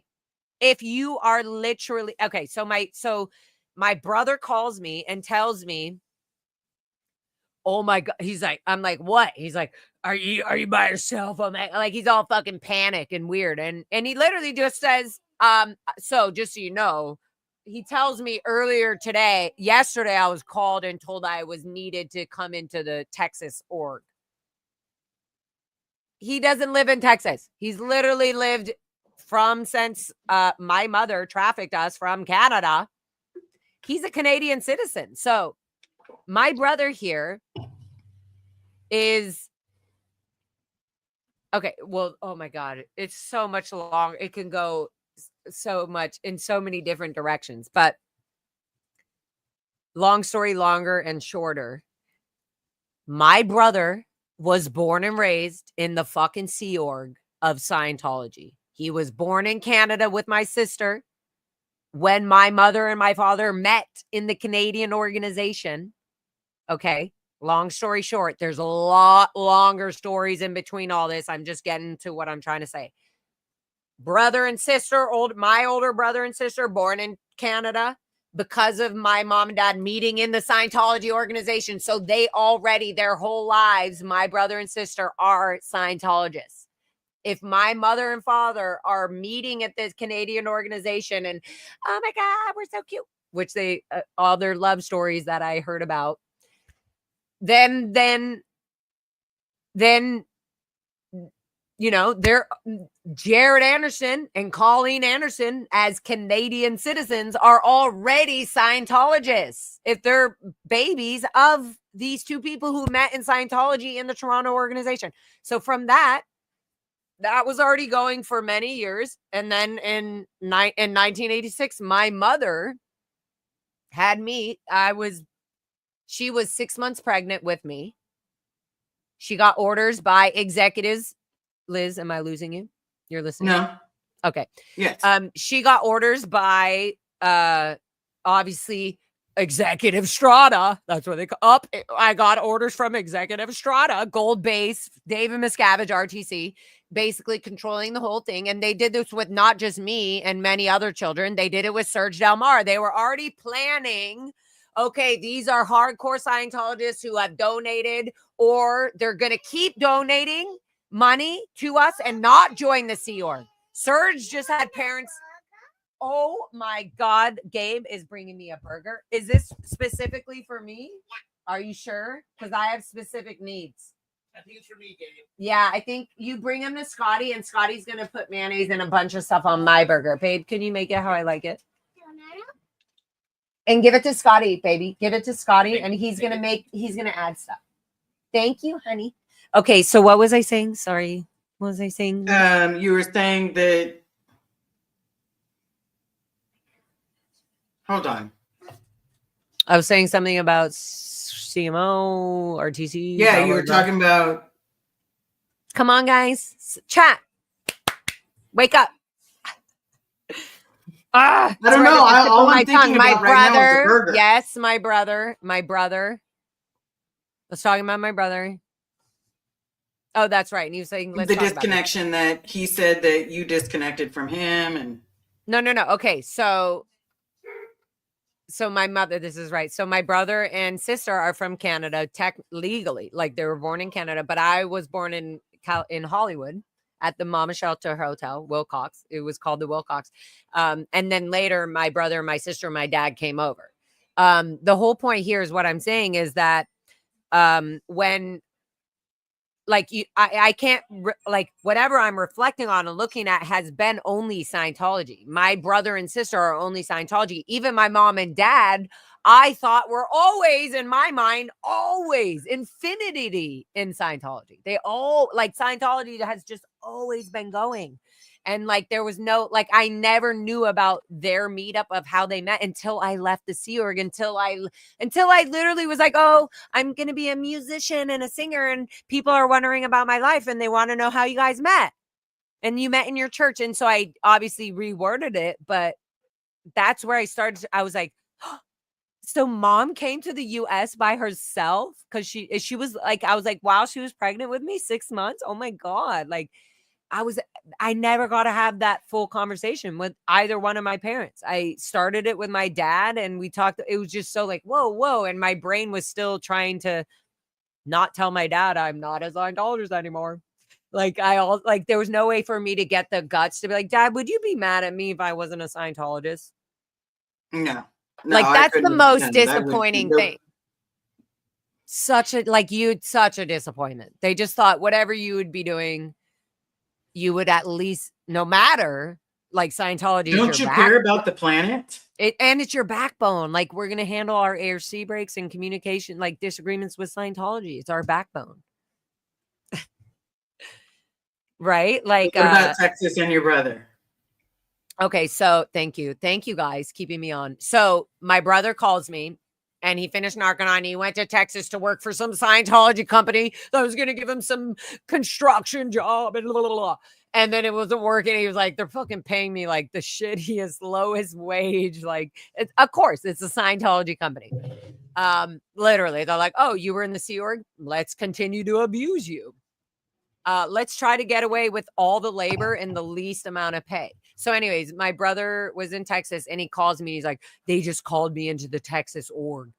And then I was like, okay. And I could hear in his voice, he's like, oh my God. Are you like, okay, but you're listening to me, right? I was like, yes, what? Like, you know, here, I'm going to send, I guess the link expired. So I'm going to resend it for Surge. So then he goes, let me run somewhere real quick. Okay, good. So I'll finish telling. Do you want me to finish telling the story or not? Finish telling the story, and then we'll run really quick and then come back. Okay, perfect. Yeah, go ahead, Liz. I'll tell, but you can hear. So I basically said to my brother was like, I was like, what is it? Why are you so weird and nervous? Just tell me. And he's like, so they just like, he was like, so you know how I told you I have to like go into the org for something like, and I was like, yeah. He was telling me before when we were talking, he was like, oh, they need me to go into the org. And I was like, well, just go in and do whatever. I was like, at least it'll like make you be able to see dad and talk to dad or whatever. Thank you, honey. And then he goes, well, he's like, no, that he was like, then she was like, so he was like, no. So I go into the org and he's like, no, I met up with the guy that helped. He was going on this whole role. Like the guy that helped me with Narconon and was there. And he was sitting and he was like, you need to talk to this guy. He's the ethics guy for Texas. So anyways, long story longer, the guy met him at some lunch meeting or something. They went and met somewhere at some lunch place and they pulled out the goldenrod SP declare of me for him. They pulled it out and they were like, so you need to read this. You know, your sister is being, you know, out ethics and she's a suppressive. And so they showed him the thing and he was like, okay, like, wow, okay, wow, you know. He was kind of tossed by it, but he was like, okay, well, so he's shown the declare and it says Megan Lara Anderson is declared and can't get whatever it was. So then I'm in LA, right? So he calls me later. He could like, I guess he gets home and he's like, okay, that afternoon he calls me and he's like, you will not believe I was made to go to the org. I didn't know why. And he was like, I went to lunch with the guy that fucking helped me get through Narconon. And he's the one who showed me you're declared. He was like, you're declared SP. He was so scared for me. He was so scared. He was like, it said declared suppressive person, Lara, Megan. It said Megan Anderson. I was like, oh, it didn't say Lara. Well, then they don't legally have my name. Anyways, isn't that crazy? So he was so freaked out. But then I just knew, okay, well, now I know I'm declared. But my brother was still talking to me at that time. So, yeah, that was that. I'm sure the story is supposed to go longer, but should we go back to, oh, yes. Oh, my God. Scott was saying, tell them about that. So My brother in a drunken, chaotic, fucking mental, not to make it okay, but also understandable. He went to Celebrity Center and all the major Scientology buildings, and he went and took oil-based paint or water-based paint. And actually, so see, the harm was that he's more in his trauma and his fields. He just grabbed red paint from Home Depot and splashed it across the sign of Celebrity Center, went to Gold Base. He went to the Scientology Media Center, splash. Like, in a way, that could be considered like a protest. Obviously, that's not. And like, I don't know. It's vandalism. It's most definitely a protest.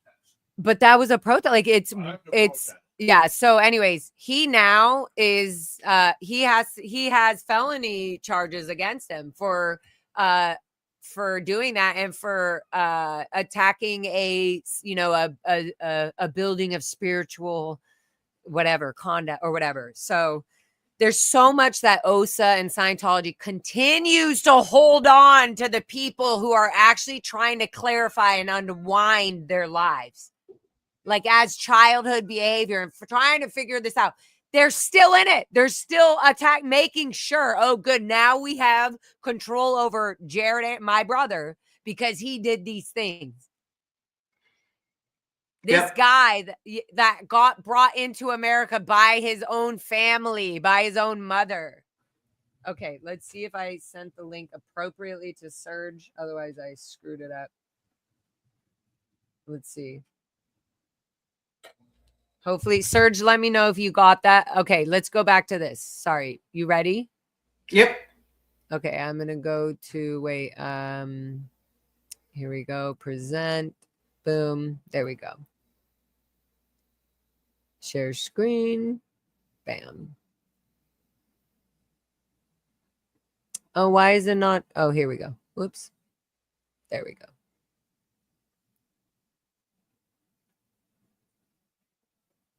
Why is it not sharing? Hello. Wait, cancel. You have to add it to screen. So how do I do that? Present. You just click on it. Share screen. Share screen. Yep. And then what? Click on that one right there. Right here? Oh, Yep. There we go. Here. Oh, hold on. I didn't eat my burger yet. Okay, so let's watch this, guys. Okay, so I'm going to back it up a bit, and then I'm going to try to not interrupt it.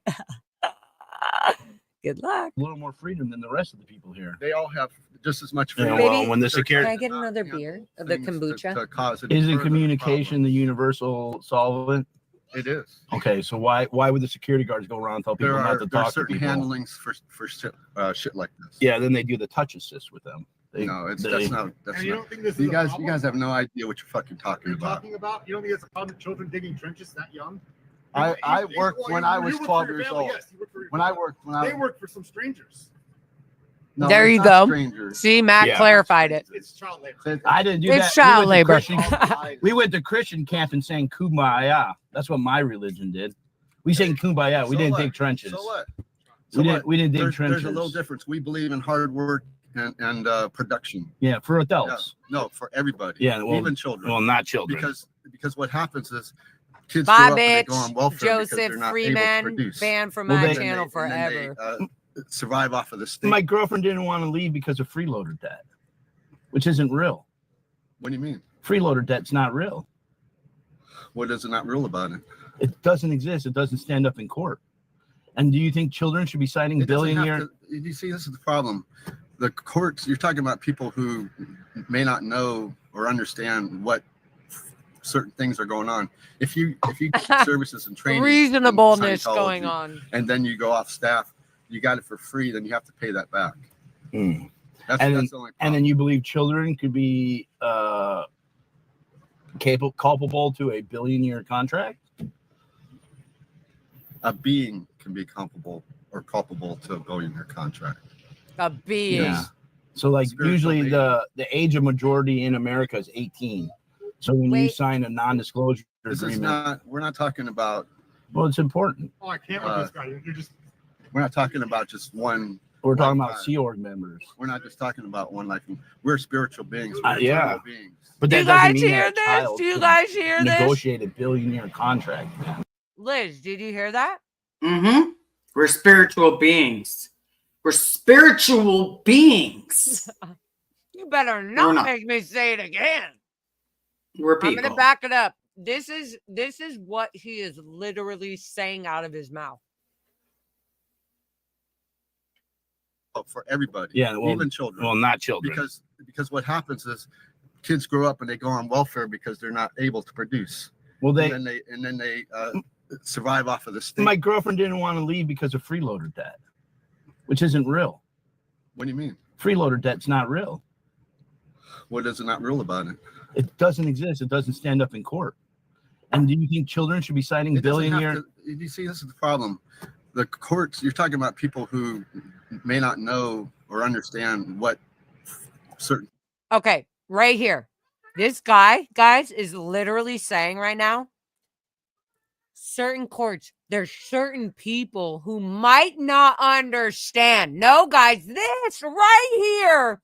Oh my God, I almost dropped my fucking plate. This right here is what we're talking about. This is legally right here, right fucking here is legally what is going on. This legally is how a Scientologist thinks. And this is the fucking problem right here. I'm going to back it up. Let's look at this again. And what's wrong with that? We sang Kumbaya. We So didn't what? dig trenches. So what? We didn't dig trenches. There's a little difference. We believe in hard work and production. Yeah, for adults. Yeah. No, for everybody. For Even adults. children. Well, not children. Because For what everybody, happens is even children. kids grow up and they go on welfare because they're not able to produce. Well, and then they survive off of the state. My girlfriend didn't want to leave because of freeloader debt, which isn't real. What do you mean? Freeloader debt's not real. What do you mean? What is it not real about it? Oh It my doesn't exist. It God. doesn't stand up in court. And do you think children should be citing It doesn't have billionaire? to- you see, this is the problem. The courts, you're talking about people who may not know or understand what certain things are going on. If you get services and training in Scientology and then you go off staff, you got it for free, then you have to pay that back. That's the only problem. And then you believe children? So, Serge, I just invited Serge here. Thank you. Hi, honey. I love you. I'm so glad you're fucking here. I'm so glad you're able to jump in. I'm going to back it up a little bit here, but Serge, if you want to pause me or call, like, hey, pause, like I can see you, so I'll pause and see you say something. Yes, go ahead, Liz. Here's the one thing. Like for me, when he's like, so what? Yeah. Are you, that's all I can think of. Okay. When we were, those of us that grew up in Scientology, in like Pac Base, in Florida, you know, trafficked in 10 years old, 8 years old, 5 years old, 4 years old, 3 years old. We were working. It didn't matter. Like, oh, you didn't know your alphabet? It's okay. You know how to dig a ditch. Literally, whatever you are physically capable of doing, you better do it all the way. Yeah, you better put your all into it. Like your back better be in to dig that whatever. Like, oh, you cut your finger off? Keep your TRs in. So this was the norm. And so this guy has this idea that this is the fucking norm. And we're literally like, and Scott goes, that's not what the judge said. Like, I want to play him a little bit more because I think he's going to say, look at today's society. Exactly. I'm going to back it up a bit and then I'll let it play. Okay. I just wanted to make sure Serge was in here with us. And hey, y'all in the chat, make sure you freaking like the video if you're watching, because clearly that will bring more attention to hashtag no more kids in Scientology. NMKIS. Okay. Here we go.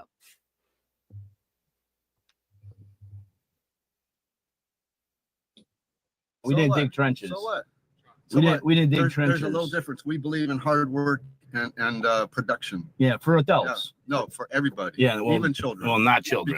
Because what happens is kids grow up and they go on welfare because they're not able to produce. Well, and then they survive. Serge, I see you rolling your eyes. I see you rolling your eyes. Well, is this level of cognitive dissonance that keeps coming up with these people, And it's like the fact that they would say with a straight face that the reason that a child would end up in welfare is because they're not exploited as a child. Like that's how they told us as kids. And we had nothing to fight that level of stupidity back with, because they're like, no, you have to produce, you have to work, you have to, all of this so-called sacrifice was supposed to be tantamount to us doing great, except that they were frying our nervous systems because they Literally. were imposing their adult, disgusting, deranged ideas that are indefensible. I mean, yes, this man, you Like see walking on eggshells all the time. That's the nervous system of a Sea Org member. of a child whose But a Sea whose Org member nervous is system has been fried fucking because fried. again, we were yelled at, screamed at, obscenities, profanities. Like, what type of religious environment needs to use the F word every other word? We were being spoken to like we were prostitutes and they were our pimps. And that's how Yep. we were being And treated. this is how you talk, and this is what you respond, and this is how you say, and this is our PR if you show this kind of feeling. And it was all sanitized with like, oh, we're very respectable and we're very serious about what we're doing and we're very dedicated. But the dedication was to the exploitation, the indiscriminate systemic exploitation of childhoods, because these people will not come to present time and realize that can't. a child is a child is a child of that age. And no matter what type of delusion you want to wrap it up with, oh, we believe that children can dig trenches, is like, and the fact that he goes, the fact that he's like, well, I was on the roof with my father.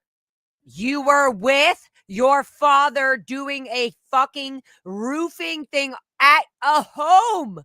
At a home. That was your family home. It's a whole different. And so you have people like this blind Scientologist that wants to just not know the fucking facts of what we went through. And we're going, no. Even Scott's going, no, my girlfriend actually was fucking in the Sea Org, was way above your fucking ass. And well, you and clearly, it's called entitlement and privilege. That's what they're flaunting. and they get away They're with entitlement and privilege because they were an adult and they chose. And if you're Scientology paying for the themselves. courses, but if you're you paying for the choose courses and the shit, auditing. If you choose it, who the F gives an F what that man wants to do with his entire adult life? But again, it's like, is the fact that he's literally corroborating what we've been speaking against. Like, you can choose it for yourself as a grown ass adult. Nobody gives an F. No one's coming to cradle and canoodle you out of the damn hotel or commercial building. Yep. But we as kids, who we were known that these people were frying our nervous systems, and we're speaking out to prevent the fact that these people get a full-blown pass willy-nilly to treat kids in disgusting, unthinkable, degrading ways that are textbook felonies in the criminal system for the definition of a felony, for the definition of aggravated child abuse. And that's the part that they always want to, have cognitive dissonance about. Well, you are all Scientologists. Clear the definition of a felony. Clear the definition of aggravated child abuse. Find out what Ruby Franke and Jody Hildebrandt, two other women who purported that, throwing garbage religious jargon around and then abusing a child was going to save them from legal consequences. Doesn't matter how many word salad you come up with to normalize the things. It's that simple. Exactly. That's how the law is supposed to work. And that's actually what it works. It's literally how it works. Like, and it's common sense. We're talking about, we're about to get into the year 2025, and there's no common sense to be found because everybody's been like this guy playing dumb because, they know what they're defending is indefensible, but they think that they're so superior and so entitled and they're so special that they get to do it to the kids. We're so moronic, like we're so such literally degraded beings, like we're such losers, like we don't have the time and place for you. And the way he's talking is kids are adults in small bodies, and that's normal. And what the fuck is your issue? He's literally like, what is your issue? I don't get it. You're just The issue negative. is You're just being adults data. like this man are a clear and are the present fucking danger issue. to children. Literally. An adult Okay, so like let's that, keep- a man like that could not be left alone with a child, because that man, No. how is No. Yeah. No, that man will turn any child into a fucking psychopath or a robot like any other Sea Work Org on member roofs, I had to do a Scientologist. lot Yeah. of difficult. We're- I had to we're do a lot of strangers. different Not a- things it's not on a problem. roofs We're with str- my we're father. strangers pulling your pants down and spanking you and getting boners. Yeah, I doubt if that was possible, Well, it was. especially on Hemet. Yeah. Yeah. Well, Oh, as killing if someone's Hemet parents was for so 2 There's a hours. lot of amazing. lies. There's a lot of lies about So she's a Scientology, and liar. you're falling for it, and so are you. Well, He's Years. I know. so I've seen you all around, and Yeah. I've been not talking to you because a couple people not wanted me to. There's Yeah. security or whatnot. Well, they But I'm don't- just Oh telling no. you, well, you're I'm not, this is not okay. I'm glad to see that you have a little more freedom than the rest of the people here. They all have just as much Yeah, freedom. well, when the They're security trying to not handle things to cause it. isn't communication the universal solvent. It is. Okay, so why would the security guards go around and tell people There not are to talk to certain people? handlings for shit Certain like that. handlings do for the touch certain assist with shit them. like They- No, this. it's- That's not- what he that's just not- said. I know I've repeated that a bunch, but like Serge, right? How many times there's certain handlings for this situation? There's certain handlings for this minor. There's certain handlings for this Lisa McPherson case. There's certain handlings for this. It's certain handlings for Lara Megan Anderson when she's a psycho. PAB 6 programs. Certain handlings for people in general. They do not they don't separate children and adults. Everything is the same.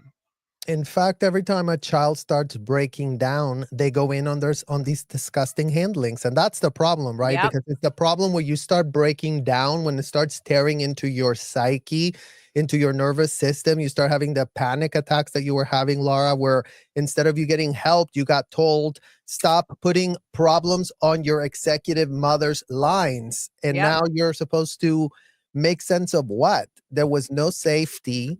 Because again, this man who's not even a Sea Org member, imagine this is a public, imagine this is the vanilla version of a Scientologist. Like the Sea Org members are hardcore, 100x, the crazy cuckoo, goo goo gaga for L. Ron Hubbard, convicted felon technology outing.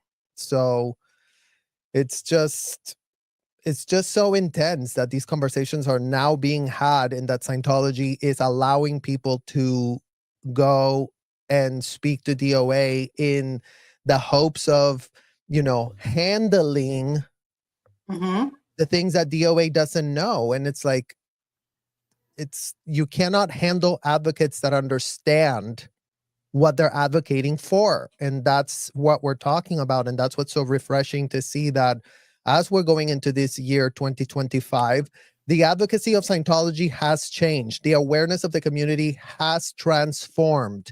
No one is pressed because this man wants to continue going to his disgusting hotel. We're pressed that there's underage children being made available to that man to do his ethics handlings, to do his audits, and to do his disgusting grooming courses that he's all about paying for as a full-blown grown adult man that he is. And sure, if you want to go do that as a grown adult, like, plenty of people could have a million opinions about it. It's not going to change. But you are not allowed to have underage kids there doing that, giving anything to you putting them to dig trenches for a purpose, whatever the fuck deranged purpose this man thinks could be summoned. Because again, going back to, like, they weren't teaching kids to be productive. They were literally teaching kids to be submissive or else. And that is full-blown slavery. Literally fuckingly. And thank you all for being in the chat and literally like comments like this. If children are adults in small bodies, why can't they leave at will? Churches, Scientology is an abusive mind controlling cult. Seriously, exactly. Yeah. Like, why, if we're so adult-ish, then give us our own decisions. Literally. Excuse me. Hi. The kid is playing with the buttons. Okay, so let's continue. Thank God he can't hear what's going on in my ears or anything. So when the kid's with me, guys, he can't hear anything. He's just happy to be on the screen like, oh, look, I'm with Lara. Okay, so let's continue watching this. I'm going to back it up the teeny because Communication, the universal solvent. It is. Okay, so why would the security guards go around and tell people not to There are talk to certain people? handlings for shit like this. Yeah, then they do the touch assist with them. No, that's not. That's I already told Scott he messed up on. You're talking about, you don't think it's a problem with children digging trenches that young? See, I love Matt came in. When I was 12 years old. When I worked For your when I- family. There you go. See, Matt clarified it No, right it's there. not strangers. Yeah. It's not strangers. It's child labor. Oh, it's I didn't do not that. We went to strangers. Christian- Oh we my went to God, I Christian didn't even camp and- realize he said that. Oh, it's not It's strangers. Scientologists, right? And it's again, we were told as children, anyone with the title of Scientologist, you're to trust them fully. If you think they're weird, if you think there's something weird about them, if you think that they're disgusting. In fact, there were like disgusting recruiters that were old men with like crusty hair and like yellow things in their head. And when I told my parents about him, that because he was being really like weird and pervy, I was like, Nassim is being really weird. And he's like, you're being critical of a CIRC member. So as a child, you're like, why are you being critical of someone that's trying to save the world? And it's like, because he was touching me weird and he smells weird and I just don't like talking to him. And he kept me in a room for 2 hours. Well, you know, he's clearing the planet. He's doing more than you. Yeah. Literally, like, and it's so gross that all of a sudden, you know what's fucking disgusting, Serge, is that certain points I started to like just quote, love the thing that I resented. Like love, like, oh, if this man is being weird, just love it and make him not be weird. Just make it natural and make it not an issue and make it not a molestation and make it not a rape. Disassociation, total disassociation. Like that's all the safeguard that kids have for themselves. Yeah. It's like everything is going to be thrown at you. And the only way you can survive that disgusting depravity is to disassociate. That's what this man here on the screen is literally pitching. And again, he'll come across and try to be all like, oh, calm and oh, yeah, you know, touch assist and this and that. But it's like, absolutely. It's all not disgusting. okay. It's all fucking manipulation. It's all disgusting. It's all ways to make you forcibly have to do the thing they're already going to make you do. Okay, Yeah. let's continue this. What you talking about? You don't think it's a problem with children digging trenches? You know, Matt was so mad. He's When I like, was 12 years old. They work for some strangers. No, it's not strangers. Yeah. It's not strangers. It's child labor. I didn't do that. We went to Christian camp and sang Kumbaya. That's what my religion did. We sang Kumbaya. We didn't dig trenches. So what? We didn't dig trenches. There's a little difference. We believe in hard work and production. Yeah, for adults. No, for everybody. Yeah, well, even children. so he not literally said no, what happens even is children. Kids grow up and they go on welfare because they're not. Oh, able to that's produce. what his belief And is. then they survive. Oh yeah, off we're of doing My us a girlfriend didn't want to favor. leave because We of want to Freeloader. exploit you, make you into a slave because we wouldn't want you to end up in welfare. I mean, Literally, like, yeah, and this is what happens to children. They're going to automatically go to welfare. And this guy was like, Scientology saved me. I could be on the streets right now. I could be a homeless. I could be a bum. And yet he's calling Scott a bum, a homeless person. Look at you. You're just exploiting, being negative. You're homeless on the streets. You could do better. You could become a Scientologist and not do this. This is what this guy thinks. This is literally what this guy thinks. well, because it's their superiority complex. They have a superiority I'm complex. better than you. I know more than you. L. Ron Hubbard has taught I'm me more than upstat, you. you're downstat. I'm in the You're a right, you're in the SP, wrong. Like exactly. they cannot think any deeper than that, you guys. They couldn't be No, more. it's not strangers. Yeah. It's not strangers. Sorry. Yeah, yeah. I didn't do that. We went to Christian camp and sang Kumbaya. That's what my religion did. We sang Kumbaya. We So didn't what? dig trenches. So what? We didn't dig There's trenches. a little difference. We believe in hard work and production. Yeah, for adults. Yes. No, Production. for everybody. The Yeah, stack. Even children. Well, not children. Because what happens is kids grow up and they go on welfare because they're not able to produce. Well, and then they survive off of the state. my girlfriend didn't want to leave because of freeloader debt, which isn't real. What do you mean? Freeloader debt's not real. What is not real about it? It doesn't exist. It doesn't stand up in court. And do you think children should be citing It doesn't have billionaire? to- You see, this is the problem. The courts, you're talking about people who may not know or understand. Hold on just a second. Yep, I'm pausing it, and because I want to say this guy literally thinks about what he's saying. He's saying you're talking about people who may not know. He's saying you're talking about judges and ethical jurisdiction people who this fucking fool thinks that he knows more about the outside law, and he's literally saying it's okay for children to do this. He's saying that these people are mistaken. Okay, sorry, go Liz. What were you going to say? Hold on, I just wanted to hear what he has to say next. Oh, okay. Sorry. Because we haven't made it past this part in a while. I know, but this is what I was leading. Like, Understand what certain things are going on. If you get services and training in Scientology, and then you go off staff, you got it for free, then you have to pay that back. That's the only problem. And then you believe children could be culpable to a billion-year contract? I love that he said that. A being can be culpable to a billion-year contract.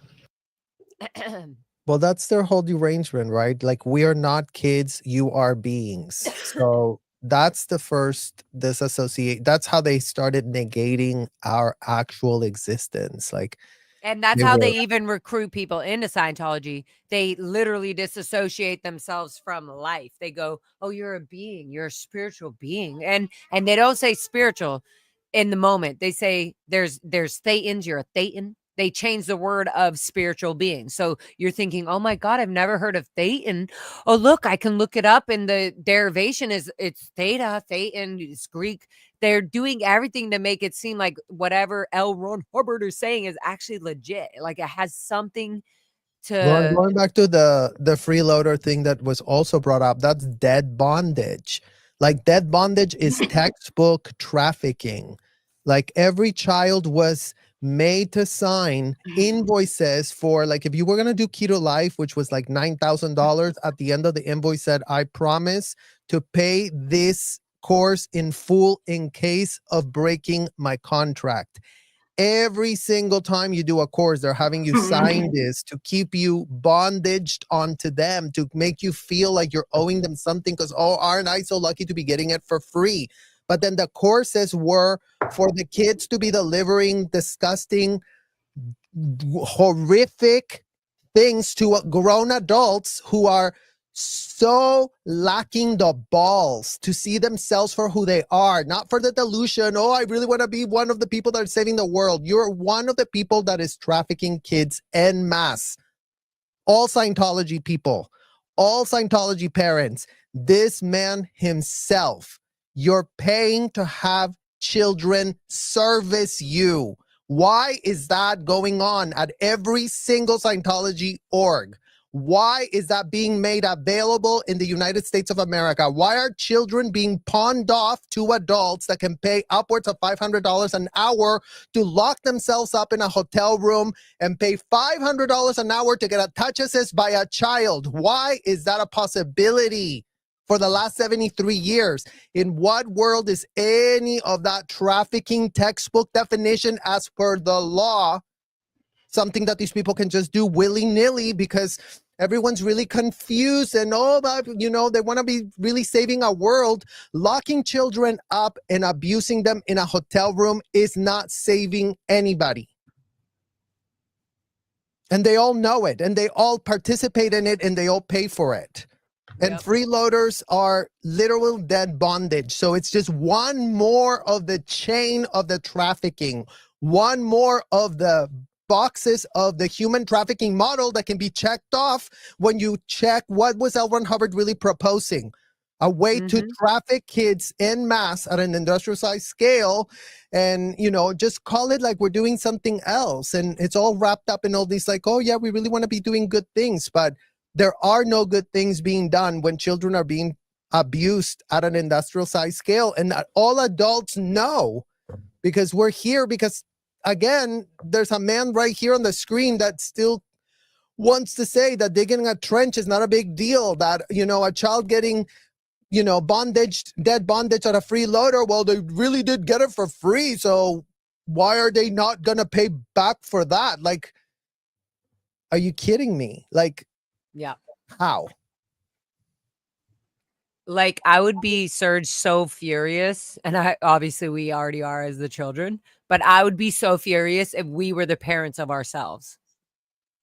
You know what I mean? I'd be like, what the fuck were we thinking? Our children are so beautiful. What the fuck were we thinking? Why didn't we just give them their freedom? Look at how beautiful they are. Now that they've left all this, look at what they do behind the screens. Look at what they do when nobody's watching. Magic. But Okay. again, our parents had their parental Ego instincts ripped off. Away from them. Yeah. They literally had no parental instincts. All parental instincts are ripped away. Maternal instincts canceled. Paternal instincts canceled. Kids and adults are all the same. Everyone's an adult here. Just really follow the rules and really hear whatever random adult that comes to the hotel that wants to spank you. Well, just bend over for them, because don't they want to get your ethics in by again, committing felonies against you? None of these adults were getting any ethics in while they're committing criminal acts that every single one in Scientology finds out about, writes it down, video records it, because knowledge of the criminal activity is why these people are irremediable. Like, what they're doing is beyond the beyond. In criminal defense, you have to show premeditated attempts. And if these people are planning, knowing, becoming completely complicit in the criminal acts that are being done and being perpetrated, then they have no excuse to say, oh, well, we didn't know. Oh, well, we had no idea. That's like, not even like the Catholic Church has that level of plausible deniability, right? Because they can go, oh, well, we had no idea. Really, we didn't know. But in Scientology, they were video recording it once they found out that something was going on. And they were all like, oh, let's really get an ethics cycle out of this. Let's get another statistic out of this. They made it a statistic. All the incentives are completely inverted to run these hotel centers as complete, depraved, disgusting, abominable, indefensible trafficking centers of child abuse that, this man can just go there with all the cognitive dissonance in the world and pretend to have like a moniker of like civility, because, oh, let me really have a conversation with you. Like, if I was just to share how I see it, like, and it's manipulative too. It's like, he's like, hey, from man to man, like, even if you hate me and stuff and you hate my religion, this is my church. He's so full of shit. He literally is so full of shit. This is my church. It feels weird to say that. It fucking feels weird to say that when you're a Scientologist. Let me tell you that. It's uncomfortable. Because it's again, fake. If you don't know what you've been defending or what they're doing under the hood, that's the problem here, right? Their withholds not being missed anymore because all the community knows that all these people that are going out there doing PR handlings. Because again, what are we doing? We're ripping away their bullshit PR scam that they propped up. Oh, look, we're very respectable. Look at these hotels, no child trafficking, because these are luxury hotels. And, trafficking doesn't happen in luxury hotels. It happens on roach-infested hotels. Oh, well, you were born in a roach-infested hotel. Well, that was back in the day. We, updated the roachness by now. I mean... The roachness isn't so bad anymore. Yeah. And wait, we also don't have children or anything like that inside of these fucking hotels. Even the hotels that I was born in do not have children in there unless they're occupied by an adult or their parent. Like, that's just fucking insane and normalness. Okay, let's get back to this fucking video. And I backed it up. Yeah, because I gotta go soon. Liz, I love you, babe. We got to do this. Here we go. Ready? Okay. Here we go. Playing. Anyways, it just lines up with everything. So now people get a bigger idea of the whole like freeloader bill. This guy's like, yeah. He literally is like, yeah, what about the freeloader? They got to pay it. What's so bad about that? It's like, the freeloader bill for mine and Serge and Liz, that's like when somebody was getting used to $47 a week, if that was even given to them, a freeloader bill of $20,000 or more, it seems impossible to ever pay back. Okay. So this guy just normalizes it. My girlfriend didn't want to leave because of freeloader debt, which isn't real. What do you mean? Freeloader debt's not real. He's literally like, what do you mean? And Scott's saying, like, legally, you can't hold a child or anybody, actually, even in the Sea Org, accountable to that. Like, that's not a legal thing because the billion-year contract is not legal. It doesn't exist. It doesn't stand up in court. And do you think children should be signing billion-year? You see, this is the problem. It doesn't have to stand up in court because Scientology is above the court. Talking about people who may not know. He's talking about judges that may not know. Judges do fucking know or understand what certain things are going on. What Scientology gets away with all the time and their normal routines are. If you get services and training in Scientology and then you go off staff, you got it for free, then you have to pay that back. Mm. That's the only problem. And then you believe children could be culpable to a billion-year contract? A being can be. He literally never, any father in America, I can say, would say, would you allow your daughter to sign a billion-year contract that they are committed to an organization for their not just this life? No, a father is going to be like, get this fucking contract the fuck away from my children. This guy didn't say no right away. Look what he said. Culpable to a billion-year contract? A being can be culpable or culpable to a being. A child is a being. Yeah. Which is an adult. Like usually the age of majority in America is 18. So when you sign a non-disclosure agreement, we're not talking about. Well, it's important. Oh, I can't with this guy. You're just. We're not talking about just one. We're talking about Sea Org members. One lifetime. Talking about one lifetime. We're spiritual beings. Yeah. But that doesn't mean that a child could negotiate a billion-year contract, man. Yes, they could. No, yes, they could. They can't consent. I don't know about this particular thing, and I can't tell you, but a child they can make up their own mind. Yeah, I don't know what happened or what particular thing, but see, this is all what happened. What are you saying? This guy's not saying anything. Stuff going around. He's afraid of wanting to know what he really wants to say. say. Base anywhere. Well, like Shelley Miscavige has been missing. Phil Anderson's missing. You know, how do you know? Because I know the. How do you know? That's my future possible father-in-law. How do you know? It's my future father-in-law. No, how do you know? How do I know what? How do you know? How do you know they're missing? How do you know they're just living their own life somewhere? Well, maybe wouldn't it be courtesy just to tell your family, say, hey, I'm alive? It might be, but that's on them. That's on them. The ones that can't consent. They can be their own people. The ones that you're literally brainwashing. Do you believe children are adults in small bodies? This is the problem. You guys switch things. So anytime, do you see this? Anytime Scott brings up something like, do you really believe children? Do you hear him? He just is saying, so you really believe children are adults in small bodies? And then the guy goes immediately, see, this is the thing. You guys just messed it. But you see, right when you ask the right question, they're going to never answer it and divert it. Right here. But back to the children. Do you believe children are adults in small bodies? See, he interrupts him. No, I'm asking you a question. He's ignoring his question. I'm trying to understand if it's a lie or if it's a rumor. Are children trying to manipulate the conversation? No, see, are children? And now he's going to walk away the moment Scott's asking about children. Beings. They can make up their own minds to things at certain ages. At certain ages, they could get married at like 15. No, you can't get married at 15. Why not? As far as state laws go. As far as state laws go. So that's why all the kids trying to interbulate and mess people up. Oh no! Did you hear that? You're just trying to interbulate and mess people up. But again, because we're getting closer to their actual withhold. Literally, we're pulling the strings right to the point. They cannot defend child brides. And he knows that that's available for him. If he wants to go marry a child in there, he can go and mock up a 2D with whoever child he wants because, oh, he's just another Scientologist. Oh, my daughter is... he's wealthy. My daughter's really in love with him. Oh, they must have known each other from another lifetime. And there's parents there brokering their own underage daughter to be married to some grown-ass, disgusting man. Literally, with no consent. Okay, back to this. Sorry. All you're trying to do. They want to get your perspective and then go in the church. They won't let us sign up for a course. They won't let us. Or see the essay. They won't let us. Don't just do this.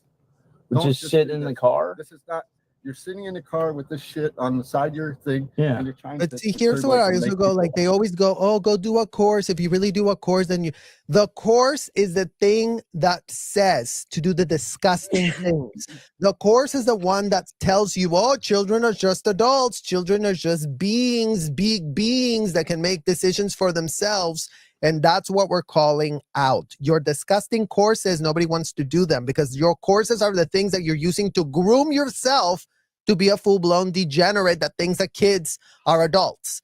So anyone doing a course isn't going to change anything. If anything, is going to actually corroborate and materialize why you shouldn't do a course. Because, oh, look, it says here in the book that a child is an adult. Like, oh, what's your misunderstood word? Oh, you don't agree with L. Ron Hubbard? Then you really must have a misunderstood. Then you must have had something that you don't understand. And that's what these people sign up for, to lose their critical thinking skills. And that's why they can always just regurgitate talking points they've heard to always stay on the surface of things because they're hiding the criminal activities that they cannot defend, which is the abuse of children.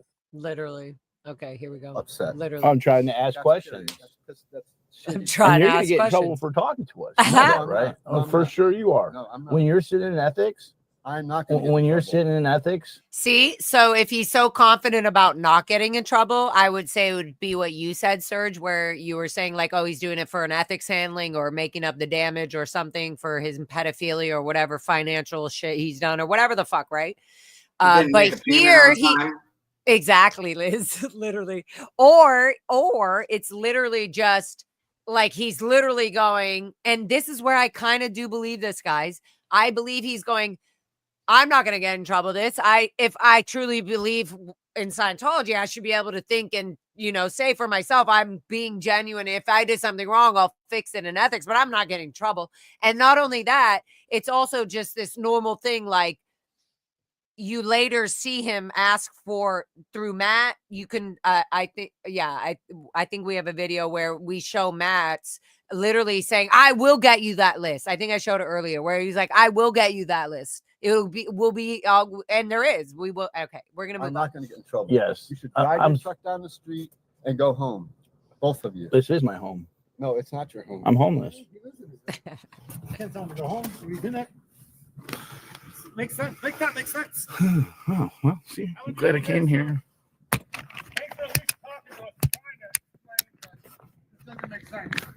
He comes back. So hold on. I know he's a cutie here, Mr. He's all worked DOA. up. He had to go sit down. That was a lot for We all him. gotta, yeah, he had to go sit down.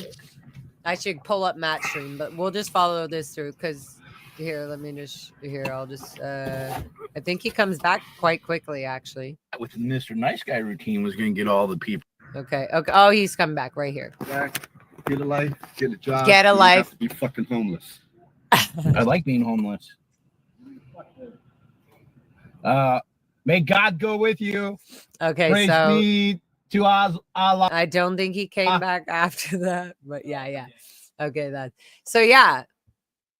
Well, I mean, Liz, that was just like, that's the concept of how people consider children. And you're doing all this. If even Scott just broke it down to like, okay, I'm protesting outside your building, your church, as you say, because of the children of this. In the end, he literally is saying like, well, you come out here with a list and tell me like, okay, did we not do that outside the protest of outside Celebrity Center already with the scroll of all the names of the people who no longer exist on this planet because of Scientology? Let alone the children right here that protest all the fucking time. There are so many names. So it was just amazing that Matt could be like, yeah, we will get you that list. We have it. Yes, there are. And it's amazing. As you said, Serge, we're literally pulling the strings to the point. We're literally going, there are family members in here that are being told they are no longer ever allowed to talk to their son or their daughter. Yeah. Or they're to be dead. Good roads, good weather. Good weather. Exactly. Yeah. I mean, again, no amount of talking to these people like this is going to make a difference. And as we've learned, we have to really contextualize everything. I mean, I think it's great that these conversations continue to be had because we need to continue corroborating everything we've said. The clear and present danger continues to exist. The temperature in these hotels and commercial buildings has not changed. There have been no safeguards implemented. No amount of protesting has made these people realize that they're hurting children because they're going with the stupidity that a child is an adult. That creates irremediable harm. That makes these people a clear and present danger to all the children that they're in there getting themselves full access, full capabilities of doing whatever they want to the kids. They don't have to follow the law. They don't give an F about the law. They're all about like, well, you know, a judge wouldn't really know what's going on in here. Yeah, you wouldn't want a judge to know. You cannot afford to have a walkthrough of law enforcement through your facilities because everything would be shut down immediately. You cannot afford to have law enforcement, you know, listening to a child getting audited. They cannot afford to show what they do because it's disgusting, vile, and degrading what they're doing to the kids.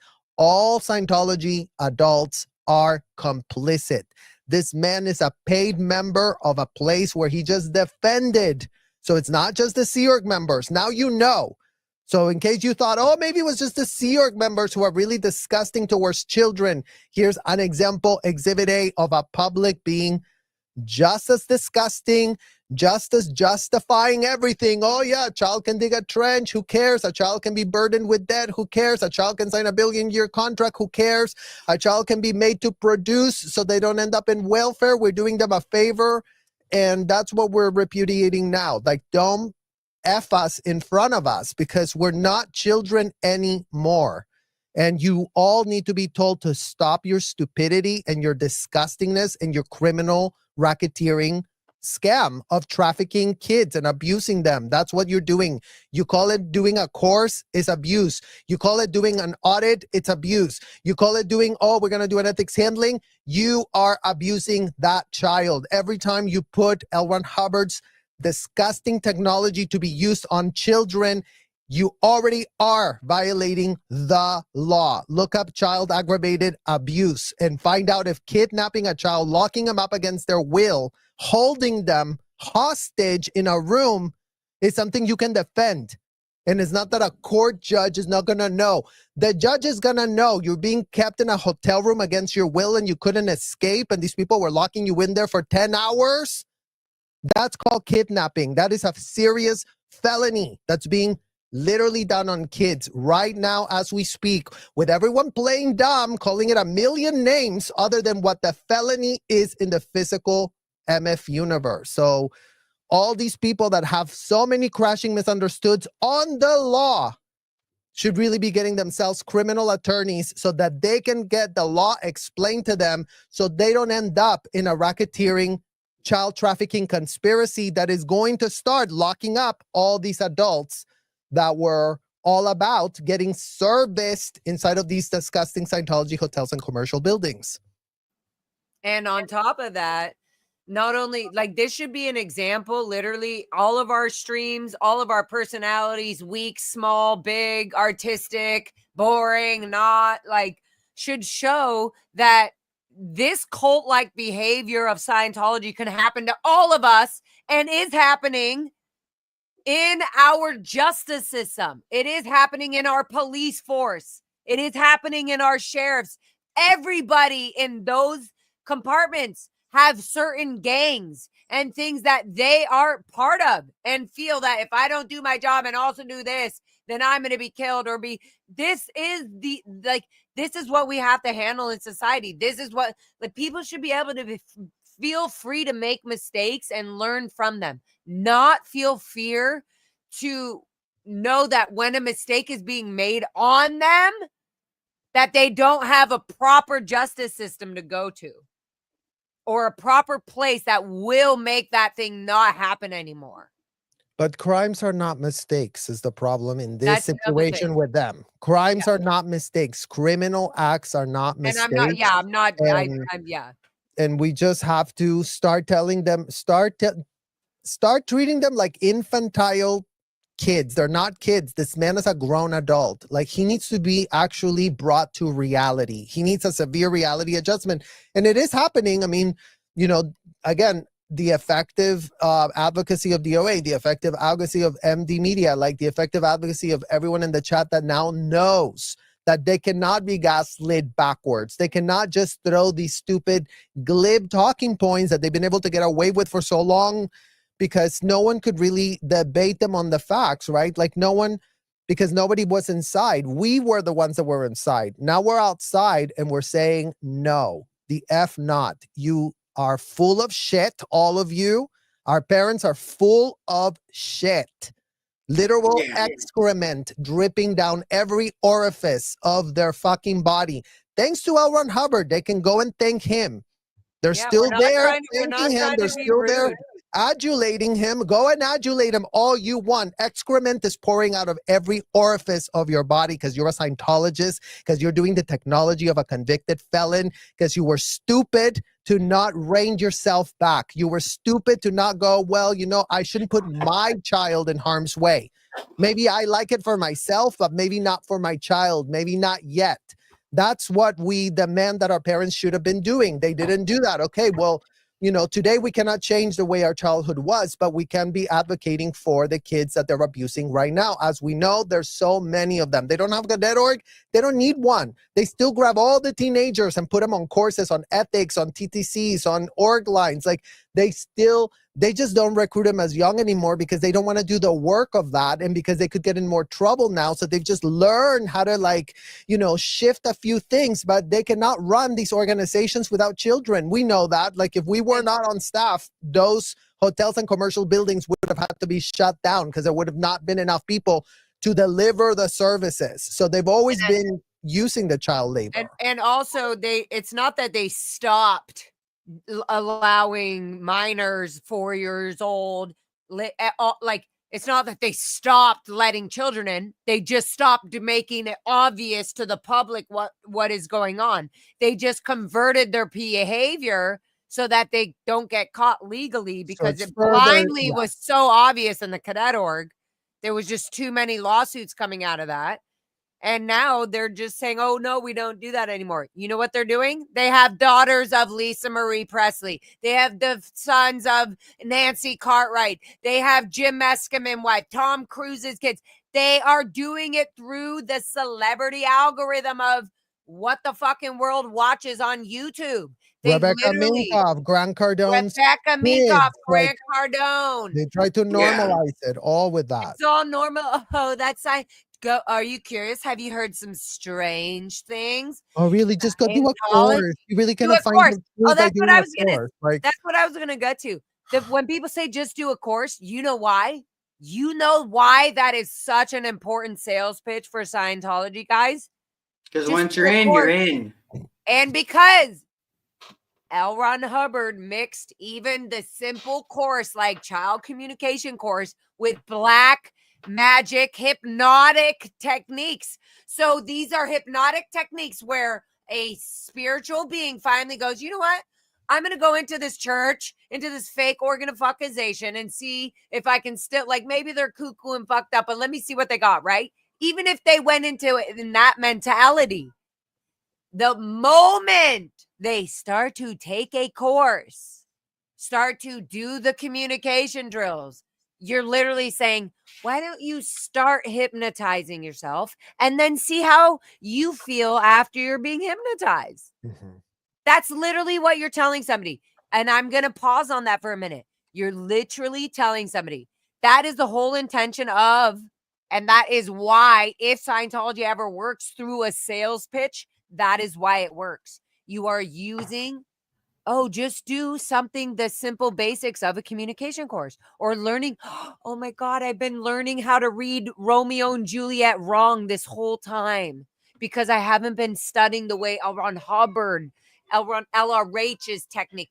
You know, it also, there's this, sorry, Liz, if you have to jump, I'm going to go on. I do have to jump.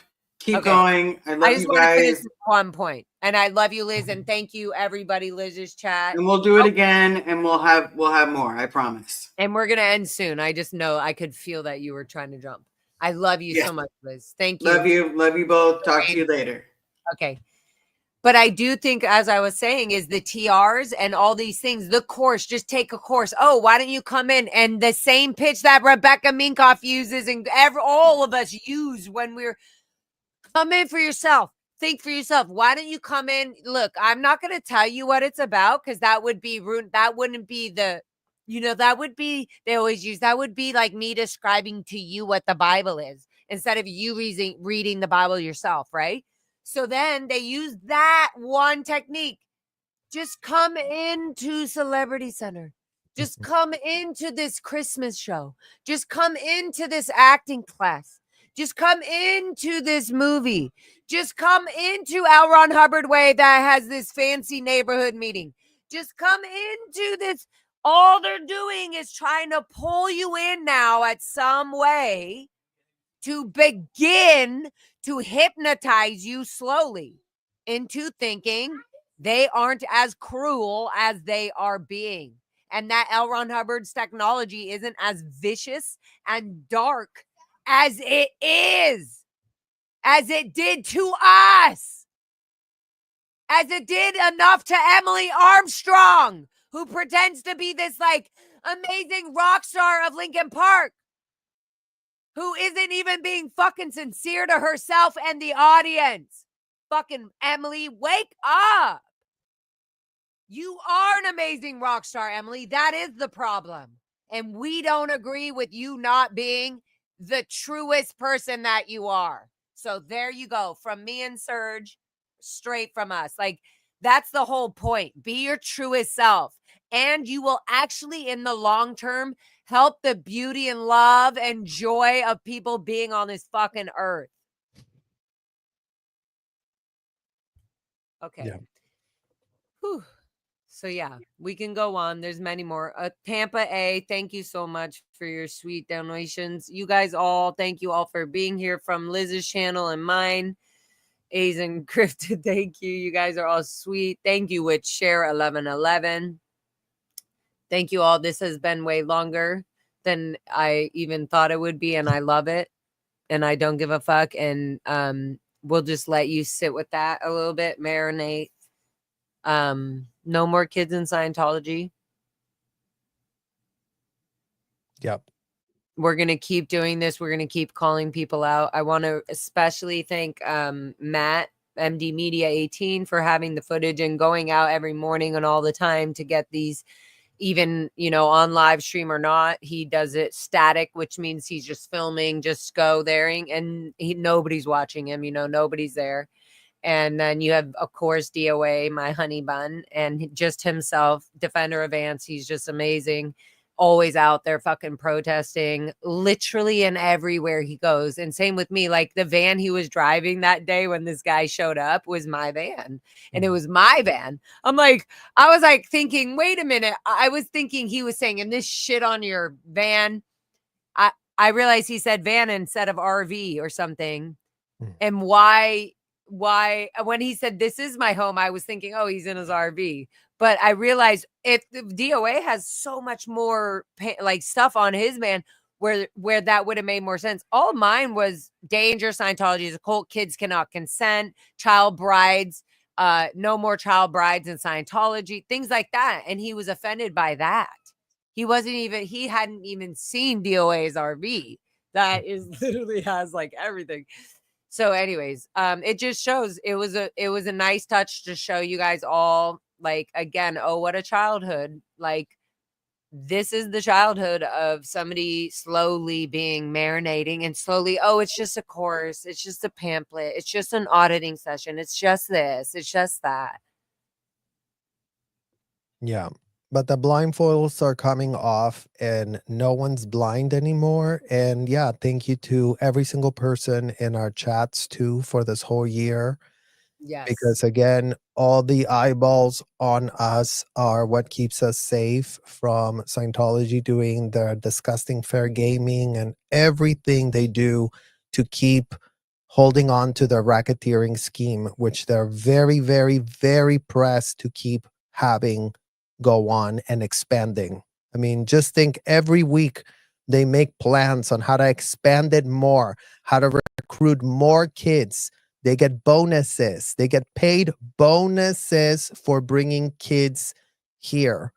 So all of that cannot be going on in this modern world anymore. So the cat is out of the bag, and the cat is scratching the faces of all of these adults that want to keep pretending that they can get away with calling kids adults. And that's, you know, And you the most clearly saw that right here. You saw that this was just a quick fucking, not even one, like 2 minute, let's say 3 minute interaction with the one sort of person that kind of spoke anything. And it was all like trying to convince Scott to not be there. And all Scott talked about in the end was, well, my girlfriend told me this, and what about this about the children? And he was like, yeah, and so what? And it's like, so you're not getting it. You just don't get it. This is the norm. And it was good to get this on the record for people to see that. To see the shifting sands and to see how easy it is for them to lie with a full straight face and Straight pretend there. like, why? What's the problem? Oh, yeah, we just believe that kids should be so productive so they don't end up in welfare. Oh, yeah, great way of, Yep. of exploiting that. Belittling like, oh, what the future of anybody just living in the outside Whenever we world. frame it as like, oh, we're just so like pressed for, you know, having kids be productive, because if they don't want to be productive, they want to end up in welfare. So yeah, absolutely. Well, thank you guys so much. Thank you to everyone. Thank you all. You guys are amazing. Thank you, Liz Ferris, Honey Bunny, Sugar Pie. Thank you, Serge Del Mar. I love you all. I send you off with, let's see, Singing in Our Head. Love you.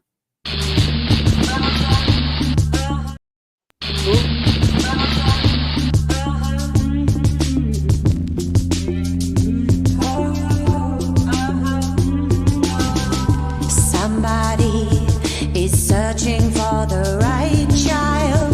Somebody is telling you what's right. Now you're going to have to decide what you're gonna do the